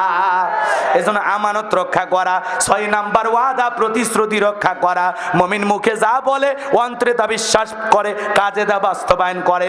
মুমিন কোনদিন প্রতিশ্রুতি ভাঙতে পারে? ওয়াদা প্রতিশ্রুতি রক্ষা করা লাগবে। 7 নাম্বার ওয়াল্লাযীনা হুম আলা সালাওয়াতিহিম ইউহাফিজুন। যারা নিজেদের সালাতের প্রতি যত্নবান হওয়া। 7 নাম্বার নিজেদের সালাতের প্রতি যত্নবান হওয়া। যে ব্যক্তি আসরের নামাজ পড়ে মাগরিব পর্যন্ত মসজিদে মনটা টাঙানো থাকে, যে নিজে নামাজ পড়ে, স্ত্রীকেও নামাজি বানায়, ছেলে মেয়েকে নামাজি বানায়। একটা পরিবারে 4 জন সদস্য, সবাই যদি নামাজ পড়ে ভালো লাগে না খারাপ লাগে? এ কথা কন নাকি? কালকে দেখলেন না 2টা দল 3টা দল সমাবেশ করলো, এর মধ্যে একটা দলের লোকেরা নামাজ আদায় করেছিল, আপনারা দেখেননি? এ কথা কন নাকি? শাপলা চত্বরে আল্লাহর বান্দারা এসেছিল।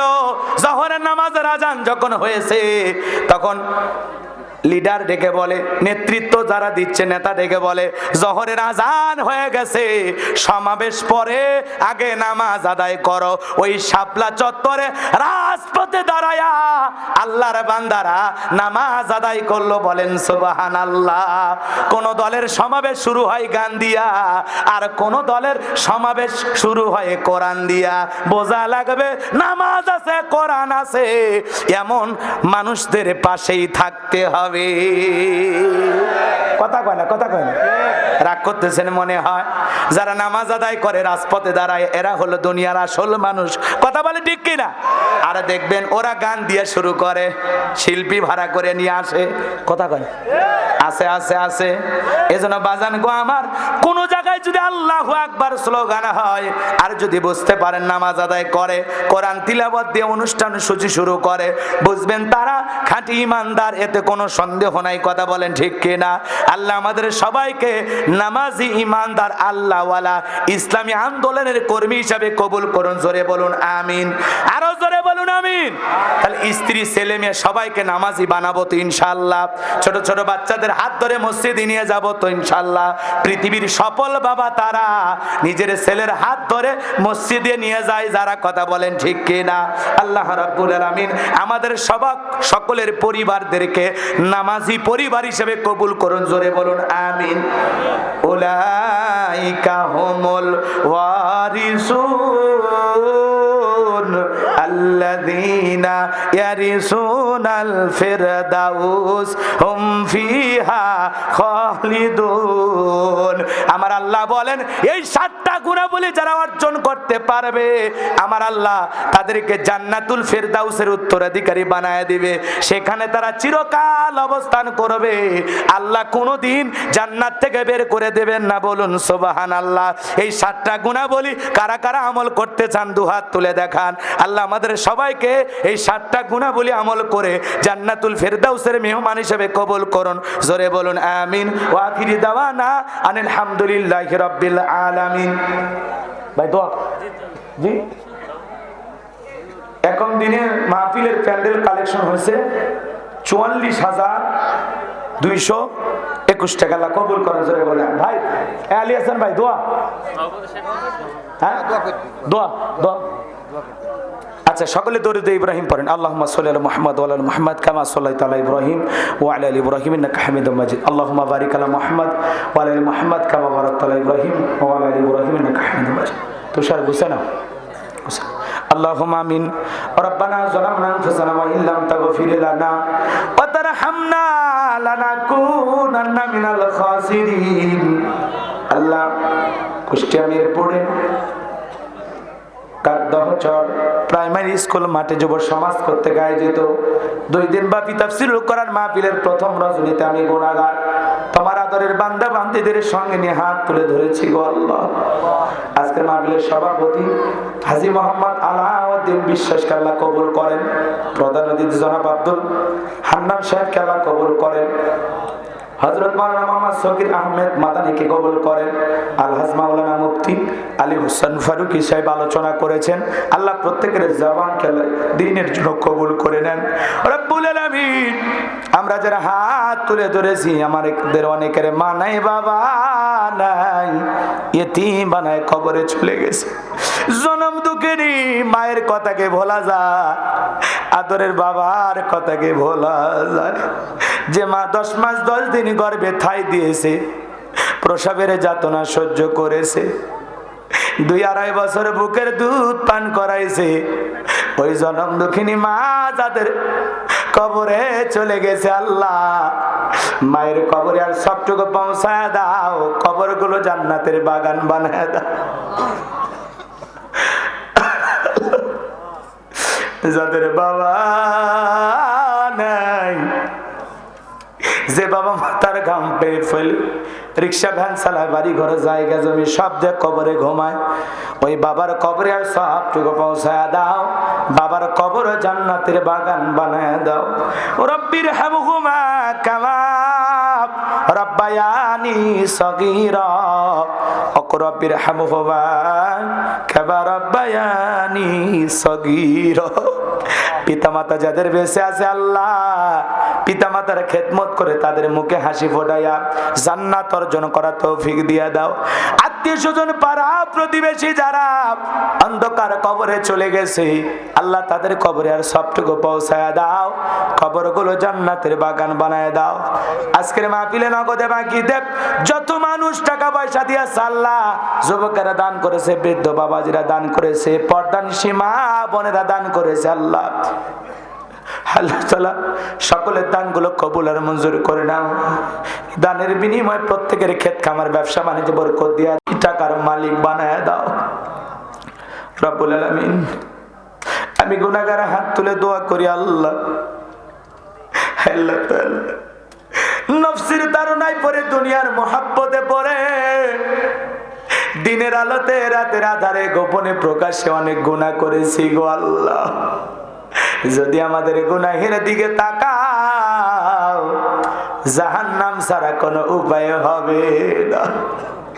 তুমি গাফফার, আমরা গুনাহগার, তুমি মনিব, আমরা সবাই তোমার গোলাম। আমাদের সকলের তামাম জিন্দেগির গুনাহগুলো মাফ করে দাও। তুমি যদি গুনাহ মাফ না করো আমরা কার কাছে যাব? তুমি ছাড়া আমাদের আর কোনো আল্লাহ নাই। মাফ করলেও আমরা তোমার দরজায়, তুমি মাফ না করলেও আমরা তোমার দরজায়। আমি ছাড়া তোমার বান্দার অভাব নাই, তুমি ছাড়া আমাদের আর কোনো আল্লাহ নাই। যত গুনাহ করছি মাবুদ মোরা জীবনে, মাফ করে দাও তুমি মাবুদ নিজে গুণে আদর করে। বান্দা আল্লাহ মোদের বানাইয়া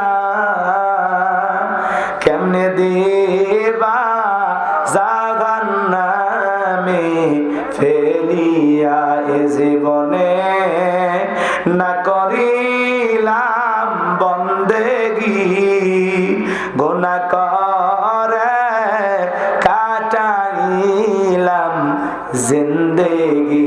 তওবা করে আবার তওবা ভাঙ্গিলাম, অবশেষে খাঁটি তওবা করিলাম। আল্লাহ আমাদের সকলের তামাম জিন্দেগির গুনাহগুলো মাফ করে দাও আল্লাহ। এই কঠিন কবর আযাব থেকে আমাদের মুক্তি দাও আল্লাহ। কবরের সলজব সহজ করে দিও গো মালিক। আল্লাহ রাসূলের প্রিয় উম্মত হিসাবে আমাদের কবুল করে নাও। যেভাবে ইবাদত করলে আপনি খুশি হবেন সেইভাবে ইবাদত বندگی আল্লাহ আমাদের করার তৌফিক দিয়ে দাও আল্লাহ। আল্লাহ দুনিয়ার ধোঁকায় পড়ে আমরা অনেক গুনাহ করেছি, আমাদের চাইতে পাপী বান্দা তোমার জমিন আর কেউ নেই। আল্লাহ আমাদের সকলের তামাম জিন্দেগির গুনাহগুলো মাফ করে দাও। সূরা আল মুমিনুন থেকে 7টা বৈশিষ্ট্য নিয়ে যে আলোচনা আমি করেছি, আল্লাহ বক্তা শ্রোতা সবাইকে কথাগুলোর উপরে আমল করা তৌফিক দিয়ে দাও। সবাইকে 5 ওয়াক্ত সালাত মসজিদে গিয়ে আদায় করা তৌফিক দিয়ে দাও। আল্লাহ আমার আলী হাসান ভাই সহ যে কলিজার টুকরা যুবকেরা অক্লান্ত পরিশ্রম করে মাহফিলকে বাস্তবায়ন করেছে, আল্লাহ আল্লাহ আমার প্রিয় ভাইদের প্রত্যেকটা ভাইকে আল্লাহ তাআলা খালিদ বিন ওলীদের মতো কবুল করো, আমির হামজার মতো কবুল করো, খাব্বাবের মতো কবুল করো। আল্লাহ তাদের ইমানি শক্তি পাওয়ার আরো বাড়ায় দাও। আমার আলী হাসান ভাই প্রবাসী, আল্লাহ তাআলা তার শারীরিক মানসিক সুস্থতা দান করো, হালাল রুজি রোজগার করার তৌফিক দিয়ে দাও, কোটি কোটি টাকার মালিক বানায় দাও। আল্লাহ তার বাড়িতে খাইলাম, মা বোনেরা কষ্ট করে রান্না করে খাওয়াইছেন, আল্লাহ মা বোনের হায়াত বাড়ায় দেন, জিন্দিগির গুনাহগুলো মাফ করে দেন। আল্লাহ তার পরিবারের আত্মীয় স্বজন যারা কবরে চলে গেছে মালিক, তাদের কবরগুলো জান্নাতের বাগান বানায় দাও। আল্লাহ যারা বেঁচে আছে সুস্থতার সহিত নিয়ে হায়াত দান করো। আল্লাহ আজকের মাহফিলে যত মানুষ দান করেছে সকলে দান কবুল করে দাও। আল্লাহ দানের ওসিলায় কঠিন কিয়ামতের ময়দানে আল্লাহ আমাদের সবাইকে তোমার আরশের নিচে ছায়া দান করিও। আল্লাহ আমার মা বোনদের পর্দা করার তৌফিক দাও, স্বামীর খেদমত করে স্বামীর মন খুশি করে স্বামীকে ভালোবাসা দিয়ে আল্লাহ তাদের দাম্পত্য জীবনে অনাবিল সুখ আর শান্তি দান করেন। আমার মা বোনদেরকে নামাজি বানায়া দেন, আল্লাহ তাদেরকে দ্বীনের জন্য কবুল করে নেন।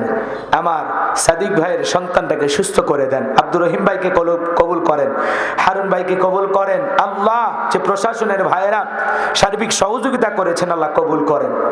যে ময়দানে বসে আমরা কথা বলতেছি আল্লাহ এই জমিন আল্লাহ তাআলা ইসলামের জন্য কোরআনের জন্য কবুল করে নাও।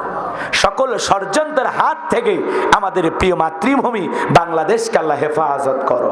এদেশের মসজিদ মাদ্রাসাগুলো কবুল করো, হক্কানি উলামা ইকরামদের কবুল করো। আমির হামজা ভাই সহ আল্লামা মামুনুল হক সহ যত আলেম ওলামা কারাবন্দি আল্লাহ মুক্তির ফয়সালা করে দাও। কোরআনের ময়না পাখি বিদায় নিয়েছে, কবর জান্নাতের বাগান বানায় দাও। আল্লাহ এই মাহফিলকে আল্লাহ নাজাতের ওসিলা হিসেবে কবুল করে নাও। জীবনে কোনোদিন যদি কুষ্টিয়ার মুসলমানের সাথে আর দেখা না হয়, এই মুখগুলো আল্লাহ জান্নাতের সিঁড়িতে পরিচয় করায় দিও। আল্লাহ এই মুখগুলো জান্নাতের সিঁড়িতে পরিচয় করায় দিও। আল্লাহ ফিলিস্তিনিতে মুসলমান মারে ইসরায়েলি ইহুদিরা ওই জালেমদেরকে পরাজিত করে ইসলাম আলাদেরকে আল্লাহ বিজয় দান করো। আমাদের বাইতুল মুকাদ্দাস মসজিদুল আকসা মুসলমানদের প্রথম কিবলা, পৃথিবীর দ্বিতীয় মসজিদ, আল্লাহ এই মসজিদটাকে ওই ইসরায়েলি ইহুদিদের দখল থেকে মুসলমানদেরকে তুমি দান করো। আল্লাহ ওই ইসরায়েলি ইহুদি জালেমদেরকে হটায়া আল্লাহ ফিলিস্তিনের গাজায় বসবাসকারী নিরীহ মুসলমানদেরকে আপনি রক্ষা করুন।